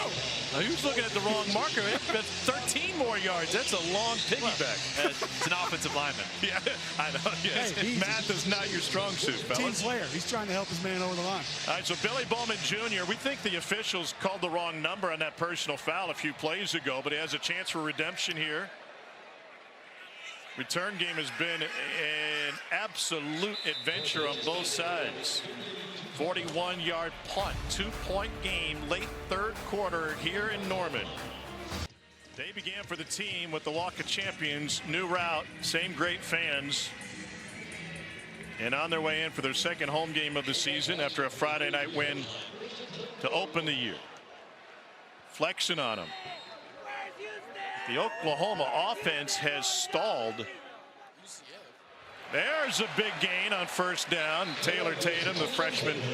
First 4 drives for Oklahoma landed him 14 points, 110 yards on 17 plays. The last 4 drives, 22 plays, 63 yards, and nothing to show for it. 2nd and 4. Looks like a busted play. Arnold goes down. Taken down by Michael Batten. It's a loss of 6. What happened here? Yeah, I think it was a bust on true freshman Taylor Tatum, the running back. I think he's got to work back across the face here for the play action. Excuse me, not play action, a little option. They're trying to option number 4, the defensive end.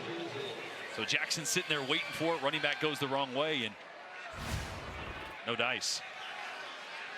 3rd down for Oklahoma. Those 3rd down struggles continue. Just 3 of 8 tonight.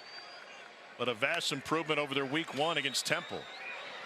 Showed pressure, backed out of it. Arnold off his back foot, able to get it away, and incomplete.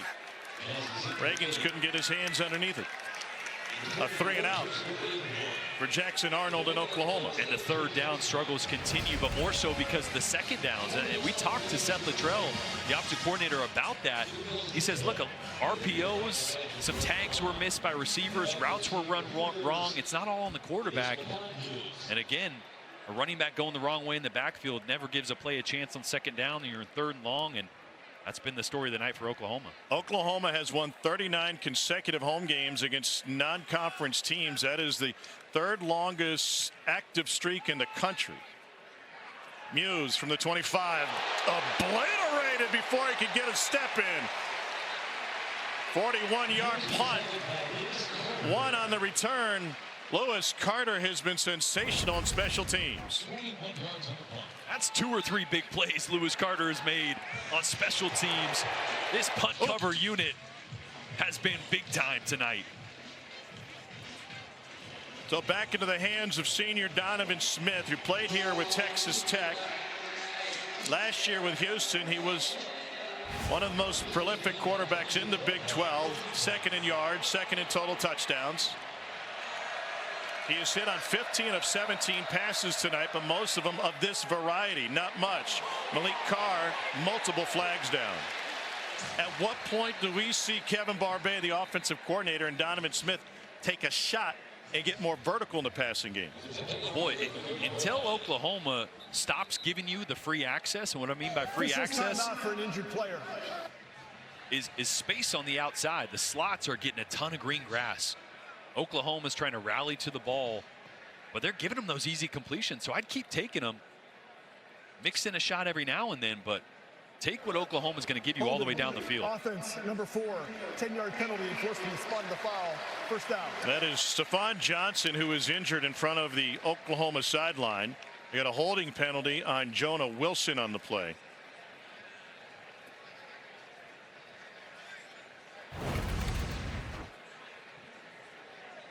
You're going to see Jonah Wilson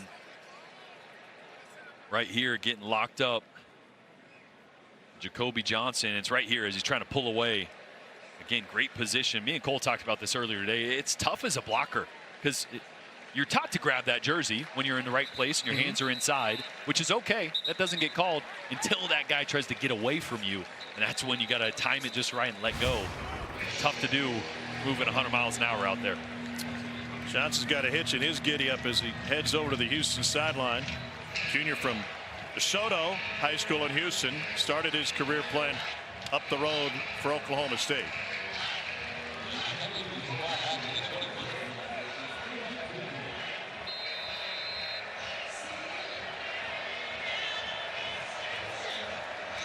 First and 15 for Donovan Smith and the Cougars.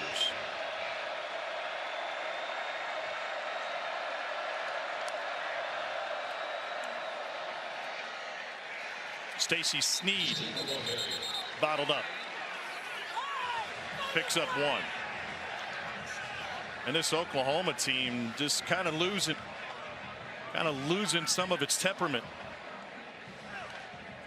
As Dejon Terry has to be calmed down by his teammates. And it's been frustrating on both sides of the ball for Oklahoma. And Houston done a great job of just chipping away, letting that play clock tick down. Time of possession's been huge, and not allowing Oklahoma to make any game-changing plays.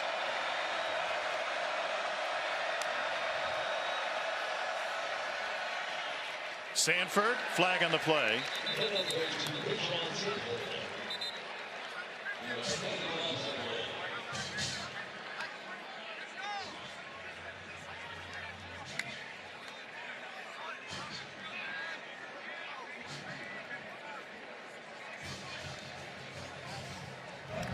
Personal foul, chop block, offense number 66 and number 68, 15-yard penalty. Second down. Dakota White, the left tackle, trying to team up with Peyton Dunn. Correction, half the distance to the goal. Cougars can let the clock run here as we approach the end of the third quarter.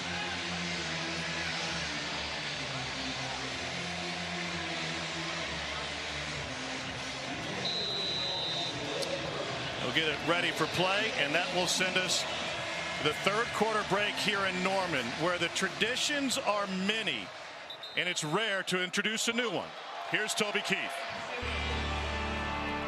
Around here, we run this land. From the rolling country to the open water, the schoolyards and the oil fields. This is our land, where the dirt and the river run red. This is Sooner country. Around here, we live for this.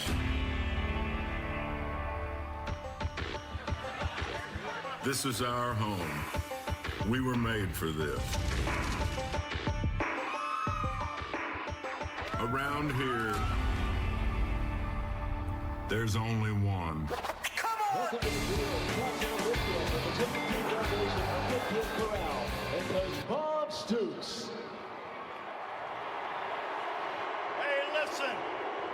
From our troops overseas to fellow Oklahomans like Jax and Olivia, no one served others like Big Dog Daddy Toby. This one's for Big T. And he served in the army.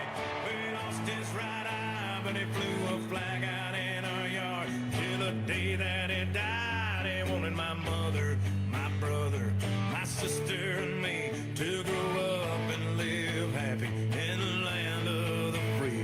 Now this nation that I love is falling under attack. A mighty sucker punch came flying in from somewhere in the back. Soon as we could see clearly through our big black eye, man, we lit up your world like the 4th of July. Hey, Uncle Sam, put your name at the top of his list, and the Statue of Liberty started shaking her fist, and an eagle will fly, and it's gonna be here when you hear Mother Freedom start ringing her bell, and it'll feel like the whole wide world is raining down on you. Brought to you courtesy of the red, white, and blue.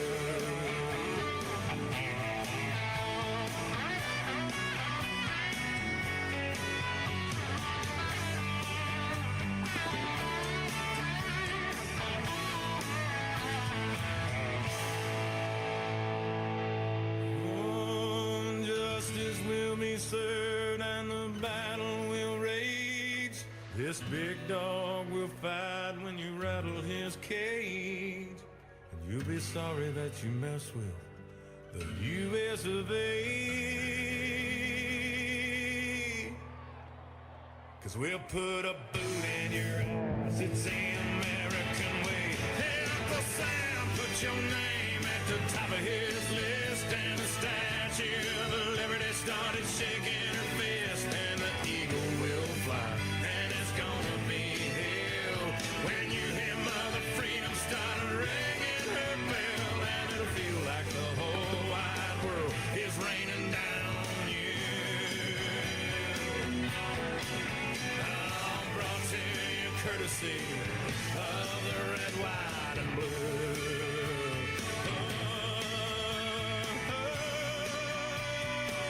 Of the red, white, and blue.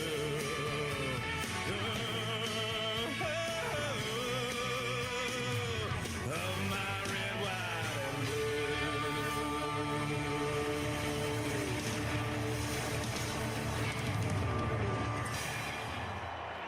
Houston Cougars heavy favorites coming into this game, but they have made it a fourth quarter contest. Sooner faithful don't seem overly concerned. Fired up for the beginning of the fourth quarter after Bob Stoops got them ready to rock. Donovan Smith in Houston on second down. 2nd and 25. Looking for a soft spot. The completion to Marquise Shoulders. Well, you would ask me after watching last week's tape on Houston if I thought it was going to be a 2-point game in the fourth quarter. I said, heck no. Credit to Willie Fritz and this offense and defense, full of transfers. They completely overhauled this roster. They're putting up a heck of a fight here in Norman tonight.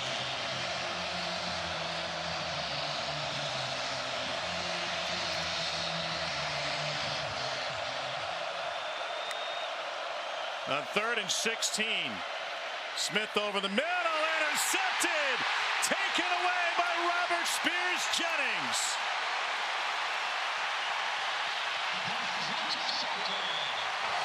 The ruling on the field is the interception. First down, Oklahoma. Oklahoma led the country in picks per game last year, and they get a monster momentum-stealing pick here.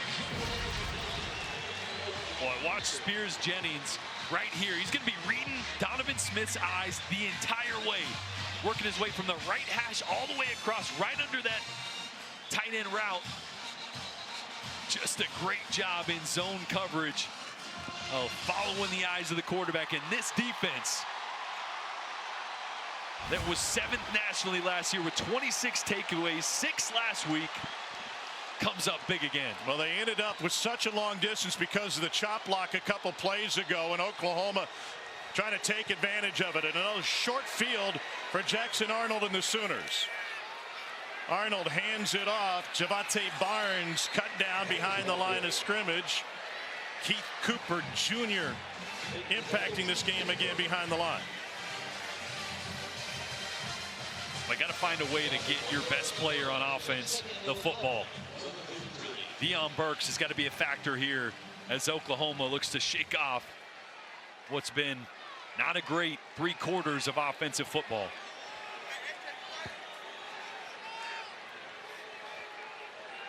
Burks right down here in the slot. Arnold has it tipped right as it left his hands. Pressure from Hershey McLaurin. I love the play call by Seth Luttrell, trying to sneak the tight end, a little hide route underneath. He's going to come all the way across right here. Fender does a great job of getting up, mirroring the quarterback's arm, getting in the way of what would have been a big play. Last 6 drives, the Sooners have been spinning their wheels.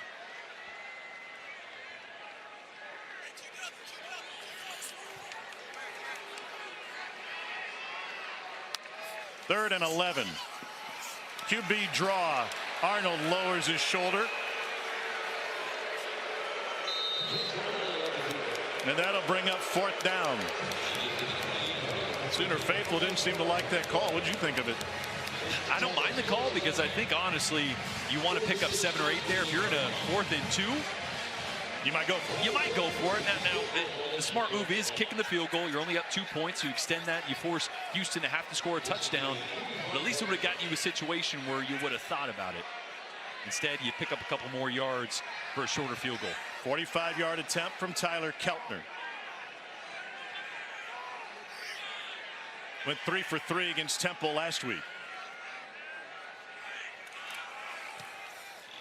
Distance is there. No good.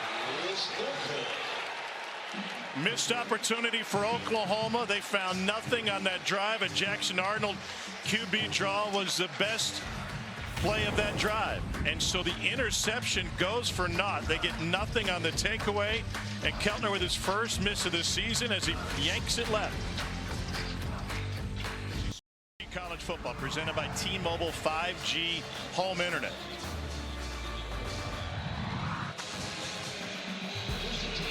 Long streak on the line for this Oklahoma team. Haven't had a home loss to a non-conference team since 05 against TCU.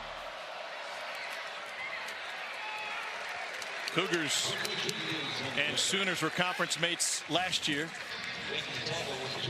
but it didn't match up in the Big 12. I really said it last drive, but I do feel like this Oklahoma defense, the onus of putting points on the board might be on their shoulders. They got one turnover last drive. I feel like they're going to need to make something else happen. They couldn't cash in on it. That pump and go, and they go back to the pump and in the flat to Devin Williams. And see where the spot is for Williams. Going to be just short.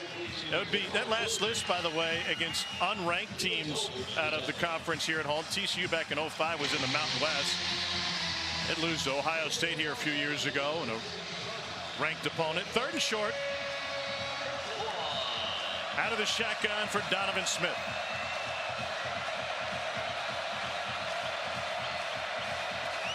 Gets under center and sneaks it. What a beautiful play. And Cole had him sleeping a little bit down there. Absolutely. It's an excellent job looking to the left. They've been taking advantage of look over all night long. You wait till that Oklahoma defense begins to look over. Nobody's set. And Oklahoma had 2 guys in each A gap, and Danny Stutzman over the center until he walked up. Looked like he was changing it, and they moved out of the A gap. Quarterback sneak wide open. A lot of defensive line shifts that Oklahoma likes to run pre-snap, with Stutzman making those moves. And that one cost him. Play action, little swing out, and a turn up field. Great footwork up the sideline by Stephon Johnson. Created some space for himself. That's got to be the 7th, 8th time they've hit this little hide route into the flat.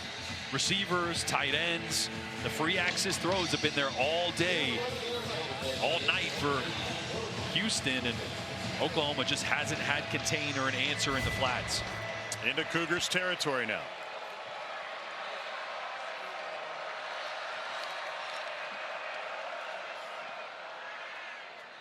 A little settled for Stephon Johnson.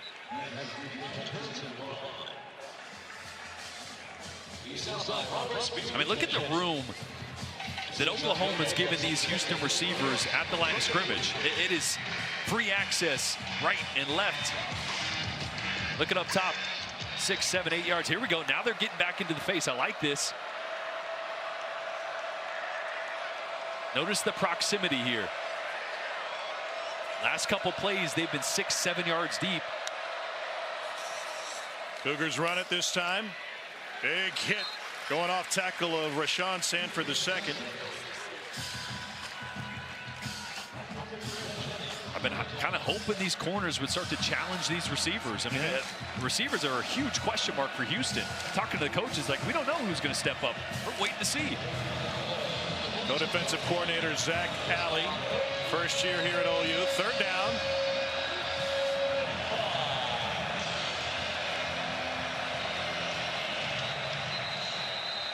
The left was that the left tackle just went down? Yeah. David timeout for an injured player. And he's holding his right knee.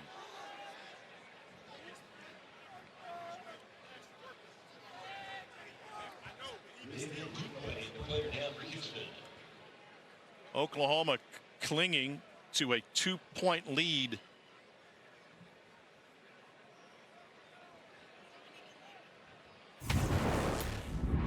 What did you see from Ndukwe? I don't really know. He's at the top here, and he just kind of slowly I don't know. I'm not a doctor, Tom. Donovan Smith out of the shotgun. They run it, and they find nothing. Kip Lewis in to make the tackle for Oklahoma. 4th down. Cougars have all their timeouts remaining. Well, you're down 2 on the road at Oklahoma. I don't think this was a hard decision at all. What do you like for Houston? I like trying to get Donovan Smith outside the pocket a little bit. See if he can't be a dual threat. But again, look at all the space they're giving out here to the slot receiver, Mekhi Muse. Cougars have already converted 1 4th down tonight. And there's a flag as the back judge comes running in. And the Cougars fail to get the playoff. 5-yard penalty.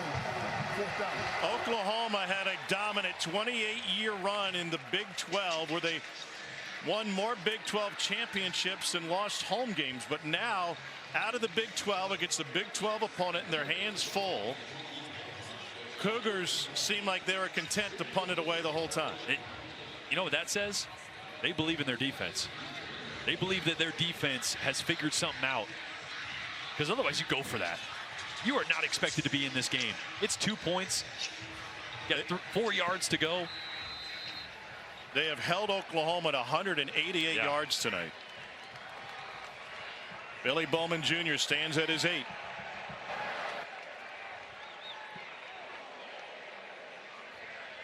Bowman asks for the fair catch. Whoa! This has been an adventure in special teams tonight. Here's some of the history we've talked about.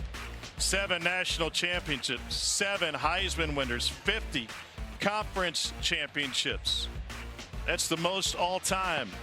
Inaugural season in the SEC in Oklahoma with its hands full against a Big 12 opponent tonight. What would you like to see from the Oklahoma offense? We got a young quarterback that's facing adversity for the first time as a full-time starter here. What you got to remind him is that you're winning right now. As a young quarterback, sometimes in this type of game where you should win big, you feel like you got to do something extra. You don't. Just make the play that's there. Handoff. Gavin Sawchuk. Sooners' run game has been wildly inconsistent tonight. They're averaging just over 3 yards per carry. That one got him 2. It's a heck of a play by Carlos Allen there, 92 for that Houston front. I'll tell you guys, watching him on film, if that young man's 2 inches taller, he's playing at a place like Oklahoma. He's been good tonight. He's really good. Great hands, great quickness, good awareness, understands how to fight across the block on the pin and pull right there.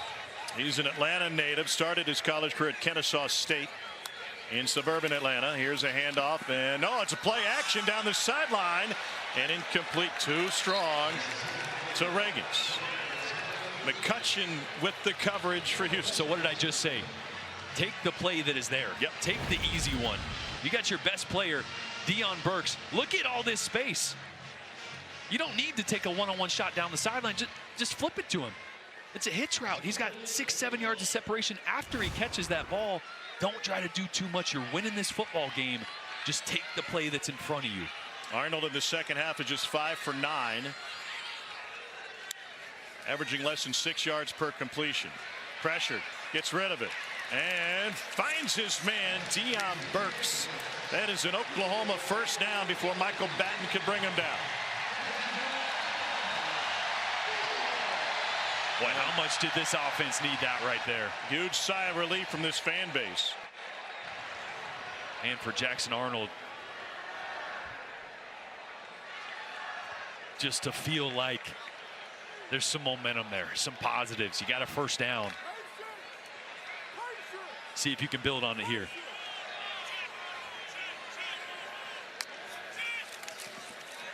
Arnold to the slot. There's Deion Burks. That same exact formation, same play I just circled on the replay 2 plays ago. That's 4 yards right there. You do that every play, you're hitting your head on the goalpost at some point. That's right. If they're going to give your best player that much space at the line of scrimmage, you can do that all day. Can't go broke taking a profit. Absolutely. Wish I remembered that in Vegas last weekend. Yep. On 2nd and 6, Arnold crosses body and incomplete. Well, it's not an easy throw on the run for the sophomore quarterback. Sooners just passing game just out of sync. Is that a fair way to describe it tonight? Yeah, again, they just don't have anybody that it seems they feel confident in stretching the field, right? Those deep throws have really been a little bit off, and when you do that, everything condenses for the defense. Arnold en route. Nick Anderson has been banged up. He didn't play last week, out again tonight. Feel confident that he'll be able to return next week. 4th and 1. Offense still on the field for Oklahoma. They're going to stay out there? Absolutely not. If you're out there, you're trying to draw Houston's defense off sides. Arnold having a hard time hearing the play. They had to crank up the volume in his helmet speaker during the week. They were 3 for 3 on 4th down last week. Oh, Houston jumped. It worked, and now a free shot down the sideline and intercepted, but that will be all for naught for Jeremiah Wilson. Offside, defense number 4. 5-yard penalty results in the first down. And that is what you can't have happen if you're Houston. You got to know there's no scenario they're snapping that football, out of gun especially. As a defense, you got to have your eyes on the ball right here. Look at that ball, nothing else. And I think Brandon Mack was fooled by his linebackers who ran up at the same time. Nice job by Joshua Bates, too. The awareness to go ahead and snap that football. Yeah. 8th penalty tonight has cost the Cougars 70 yards. Arnold, QB run again. Extra pushing and shoving. Ball maybe came loose.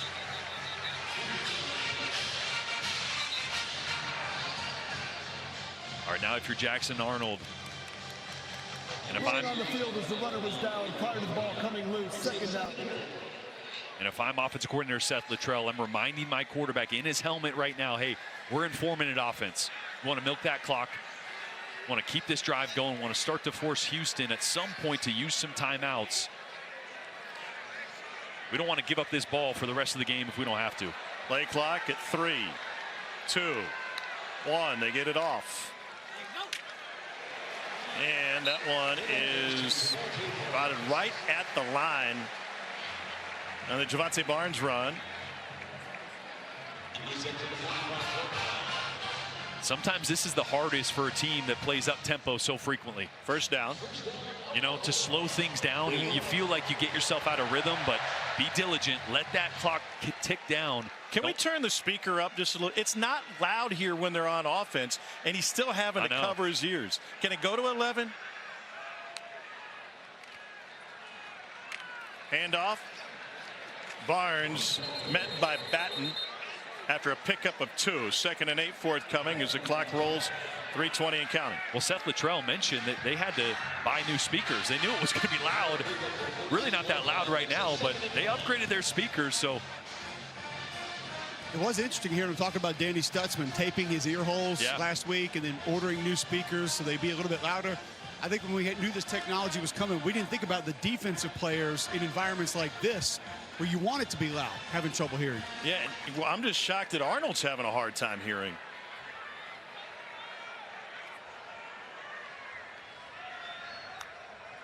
On 2nd and 9, Arnold again. Batten with another stop, no gain. It'll leave 3rd and 9 for Oklahoma.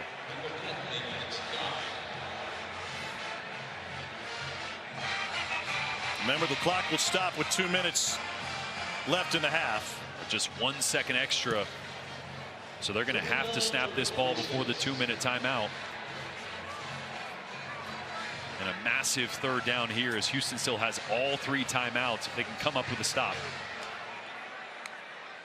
3rd and 9, pressure up the middle. They pick it up, but they can't get rid of it. Batten another stop, his 3rd straight, and Oklahoma will have to punt it away. Cougars will get a timeout as the clock reaches 2 minutes. They have 3 more in their pocket. 2-minute timeout. And they're going to get the ball back with a chance to get something done here and send a shockwave through college football. Jackson Arnold bottled up. Michael Batten coming up big for the Houston Cougars. And ladies and gentlemen, the attendance for tonight's ball game is 83,650. All night, and Houston set to receive this punt from Luke Elzinga with 2 minutes to go. Cougars trailing by 2. Mekhi Muse back to receive it. He's at his 12. It is a short punt. It'll take an Oklahoma hop and carry inside the 10 and roll all the way down to the 5 inside a 51-yarder. But a game full of miscues, and it starts with the first one for Mekhi Muse.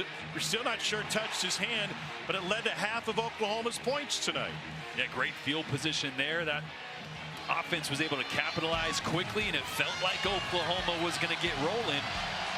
This is a big one, though. At 14-12 right now, you'd love to have this be a touchdown game. It's not. Houston almost gave it back to them with the false start, but now defense did their job, and it's all on Houston's offense to try to get in field goal range here for a game winner. Senior Donovan Smith has been efficient tonight. They got it out of the end zone. No, it's a safety. Oklahoma's Grayson Halton with the stop before they can get it across the line.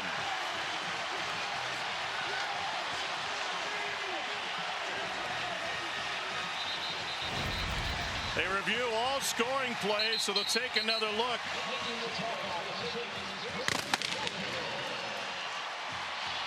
Just when you needed a big defensive play, you knew Oklahoma was going to come up with one. And remember, the football has to be all the way out of the end zone, all the way across the goal line.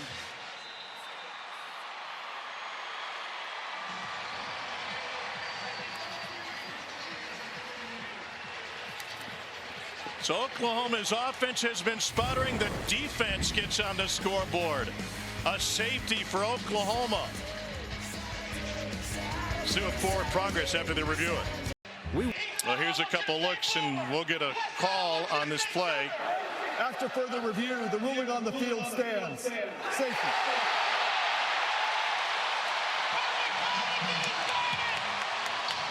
Question that they couldn't confirm was forward progress that occurs at contact and where the ball was when contact was made to stop forward progress. He's out of the end zone there, but was the ball there? It's really, really close. This is another big review where the call on the field dictated the decision, just like the first muff punt. If that was called that he didn't touch it, it would have stayed that way, and Houston would have had the ball. Just like if that would have been called at the 1-inch yard line, I think that would have stood. It was just so close. First OU points since 12:28 to go in the second quarter. Their defense helped them out all last season, one of the best takeaway teams in the country. And it's the second time that they've been able to do that. Cole, what'd you see?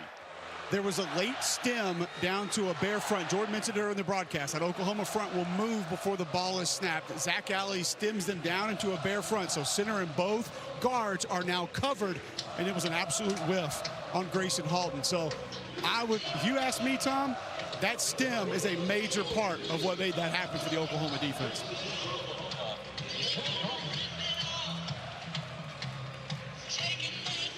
So free kick for Houston. 1:42 left in the fourth quarter, trailing by 4.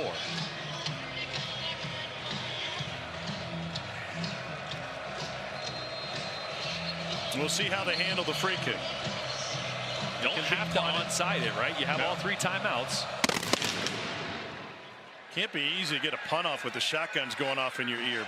Bowman Jr. has had a terrible time judging these kicks all night. And now a word from Academy Sports and Outdoors. There's something special about this time of year. It's fun. And it all starts here. Academy Sports and Outdoors. Have fun out there. Well, Oklahoma has gotten inconsistent production from its offense to this point tonight. Jackson Arnold, 18 of 31 for 146 yards, 2 touchdowns, but an interception, and he's been sacked 3 times tonight. Cougars have 3 timeouts remaining. OU goes straight ahead and picks up 2 yards off the right side, and a timeout taken by Houston. We've discussed this throughout the game tonight with the inconsistency, inefficiency from Oklahoma's offense. Now the game in Jackson Arnold's hands. What must he do? He's got to make 1 throw. It's 2nd and long right now. He's going to get an opportunity to make 1 throw, and that's what he's got to do. And I think it's going to go to Deion Burks. They've given him a lot of space. I wouldn't mind seeing him moving from one side to the other. Find a way to get 6 the ball. And if your quarterback makes 1 throw, you can go home with a win under your belt, an ugly game, and make a lot of corrections. Now keep in mind, they were horrible on 3rd down last week, primarily because their 2nd down was so bad. They got stuck in an average of 3rd and 8.5. You can't afford that here. No, and that's where you might see a high percentage throw or a run here, right? You want to force Houston to use a timeout, so it can't be an incompletion. But if you can do a high percentage throw to get number 6 the ball in space, that might just seal it. Jackson Arnold, sophomore from Denton Guyer High School, was a Gatorade National Football Player of the Year. ESPN's #1 dual threat quarterback coming out of high school. His 2nd start, and he finds his man. That's the tight end, Jake Roberts. First down on a pickup of 27 yards. This is the exact same play that he threw the touchdown to Roberts earlier in the game. You're going to see him here down and then up. There's going to be a lot of misdirection in the backfield, so all those eyes from the linebackers are caught in the backfield. And Jake Roberts just sneaks through the middle again, makes a great adjustment on that, what I say, 1 throw, right? Yep. Make 1 throw, and he can probably end this game. The 3rd start of Arnold's career, 2nd this season. He got the call in the Alamo Bowl last year against Arizona. And though he threw 2 touchdowns, he also threw 4 picks in that game. They'll go straight ahead. Cougars have 2 timeouts left. I mean, what a call. What a call. I said you maybe could do a high percentage throw, because if that's incomplete. Called the 2nd timeout of the half. 32nd timeout. Timer, please reset the game clock to 57 seconds. 5 seconds. If that ball's incomplete, Houston may have a timeout when they get the ball back if you don't convert 3rd down. This is Jake Roberts with the touchdown earlier. Remember, he grew up just 2.5 miles away from here. He went to high school, I should say. Didn't get an Oklahoma offer out of high school. Ended up at Baylor, and he just snuck right behind A.J. Halsey in the Houston secondary. And I love it. Sometimes coordinators have a tendency to go, okay, if one play worked, cross that off, right? Don't cross it off, though. Go to the well again. Come back to it, right? If it ain't broke, don't fix it. A great call by Seth Luttrell in a massive moment. So Houston has 1 timeout remaining. Roberts tonight has 3 catches for 51 yards.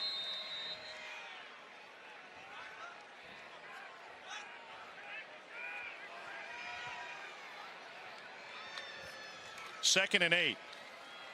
Straight ahead. Javante Barnes, and that will leave them with a 3rd and 5. Houston stops the clock again. Houston has called their 3rd and final timeout of the half. 32nd timeout. SEC teams have had their hands full in many ways tonight. Alabama just finished off South Florida after pulling away late. Remember, 52 seconds on the clock right now, so if they don't pick this up, they're going to have to punt. That clock will tick way down, but there would be a few seconds for Houston to try to pull off a miracle. And they're talking about on the sideline with Willie Fritz, first-year head coach, a master of the turnaround. First at Central Missouri. Sam Houston State. Stop at Georgia Southern, then Tulane. Lane took over after the Cougars fired Dana Holgerson last year. Victory formation. Burn some time. Oh, dangerous. Okay, so they did that just to be extra careful, right? Instead of handing it off in the chance of a fumble, a strip, or something, they said, we're going to take a knee. We're going to let this tick all the way down and give you 7 or 8 seconds. Josh Bates just got flagged. Uh-oh. He was all sorts of fired up because of what happened when the quarterback was trying to take a knee. Cole, he took his helmet off, and that gets the flag. You really put your offensive line in a tough position as the quarterback if you don't take that knee immediately. But the job is to protect the quarterback and not to let any penetration come through. So I would imagine his frustration is not that somebody tried to get through the line of scrimmage, probably something a little extracurricular that took place. Even more so, clock is stopped. Indeed.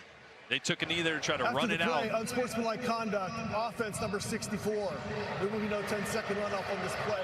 15-yard penalty, 4th down. Now you got a lot more room on this punt return. A lot more room for a punt return, and there was only about an 8 or 9 second separation. As you see the play here, this just, you can't have this. Can't take your helmet off. Can't let your emotions get the best of you. But think about this. They took a knee to try to take the clock all the way down to 8 seconds and then punt it. Yep. And make Houston go the entire field with 8 seconds. Now there's 35 seconds on the clock, and you have to punt. That's time for a return and a few plays. All sorts of time management issues. Remember Mekhi Muse early in the game when he misfielded the punt, that after review the call stood, set Oklahoma up. He's got an opportunity here for redemption. Stands at his 16-yard line. Mikael Zinga drives this one, and a fair catch asked for and taken at the 12-yard line. 29 seconds remaining. I just can't reiterate enough. There should be a few seconds at most on the clock, maybe 2 or 3. If you don't get that, if you don't take your helmet off, let your emotions get the best of you, get a flag that stops the clock, there's a couple seconds for Houston to go 90-something yards maybe. Now you have 29 seconds. You can still use the middle of the field, right? You get a first down, that clock pauses. You can get on the ball, you can clock it. You have time for a handful of plays here if you do it right if you're Houston. Longest play of the night was a 44-yard completion to Joseph Manjack. He's a receiver at the bottom of the formation.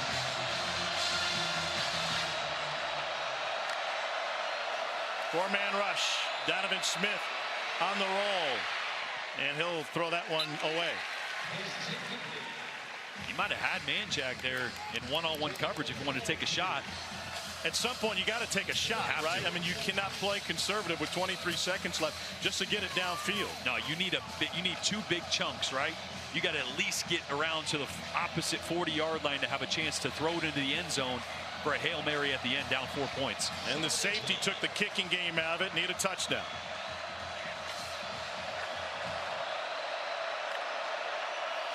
They bring an extra man this time to the perimeter, complete and out of bounds.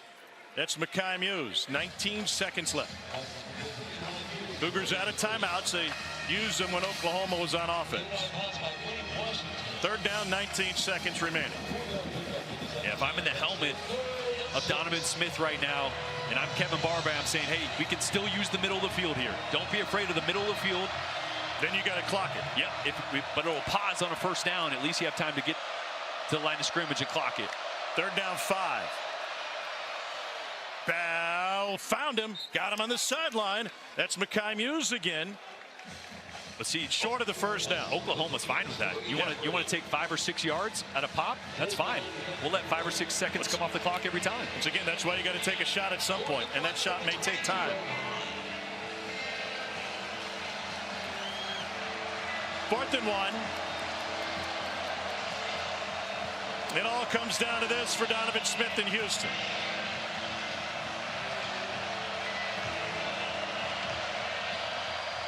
.14 seconds remaining.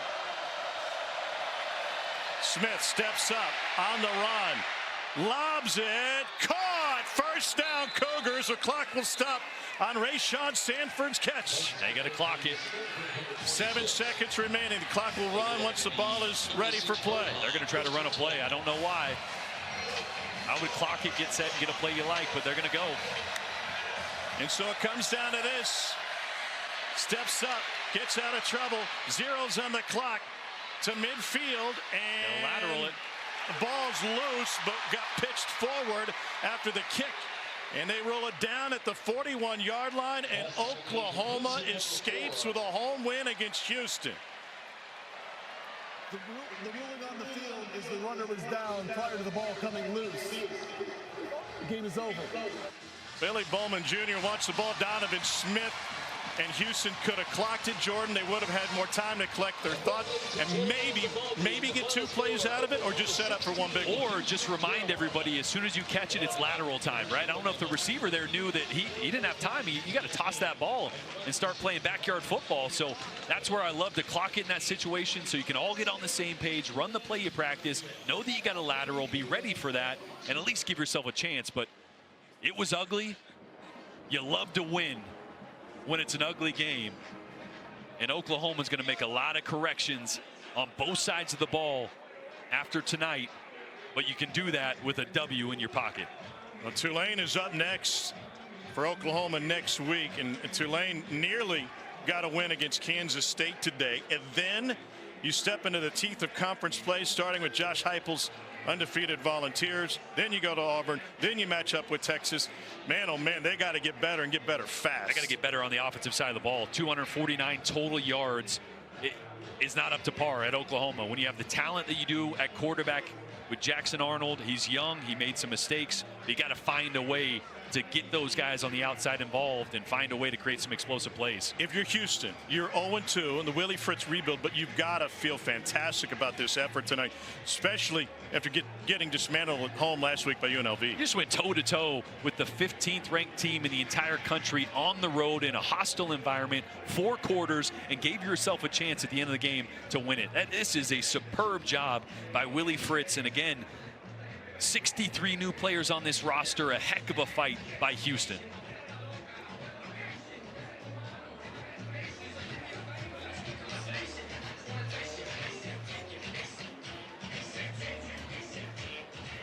Well, this game was even possible for Houston because of the personal foul penalty that stopped the clock and assessed a 15-yard penalty to Joshua Bates and gave Cougars some breathing room when Oklahoma tried to take a knee, but waited to take a knee. And Jackson Arnold took a hit to stop the play, much to the dismay of Joshua Bates, who didn't like it. And this is and then he nearly cost his team the game. And this is where leadership and experience on the opposite side of the ball has to communicate before that this can't happen. We're about to win the game. We're about to run the clock entirely down to zeros or almost, and Houston had a chance, and this is why you clock it. He's not looking to pitch the ball. That's right. You got to clock it so everybody gets on the same page. You know it's the last play of the game. Boy, it was ugly, but Oklahoma somehow pulled that one out. They've had some close ones with Houston over the year. Let's see how Brent Venables feels about it. He's with Cole. Coach Venables, a lot happening here in the last 5-10 minutes of this football game and then after. But at the end of the day, your team found a way to win this football game. I know you're feeling good about that. Yeah, I mean, we certainly deserve to lose as well. But our guys did find a way. You know, great job on the defensive play to create the safety. Offense did a really nice job until, you know, we lost our mind and didn't play with the discipline. We deserved to lose because we did everything you could possibly do to give somebody a chance to win. So, but they did find a way to win there. Great job by the D again there on that last drive to you know, make them use the clock and again get off the field with a victory. Coach, I know you mentioned ways to lose. I know you're frustrated with the discipline aspect of some portions of this game. How will you take those and spin it into how, if you erase those, we can be a really good football team moving forward? Yeah, you got to respect what it takes to win. And I felt like we were off from the get-go tonight. And weren't tackling well, weren't leveraging the ball in defense, letting them hang around. It really went to the exact script that we talked about all week. This is who this team is. Houston, keep it close, get it into the fourth quarter, possess the ball, and just keep you out of sync. And, we weren't in rhythm in any phase of, the game tonight. But, again, you can't stink that bad, find a way to win a game. So sometimes that's a sign of, okay, you got enough good things going. We had several guys that were unavailable tonight, either pre-game or during the game. So proud of the guys that stepped in and stepped up. Coach Jackson Arnold, we talked about him at halftime, had some frustrating moments, but fourth quarter late, he makes a couple big tosses, a couple of big plays. What was your conversation like with him on the sidelines throughout the course of this game? Yeah, just make the plays that are there. You don't force the ball.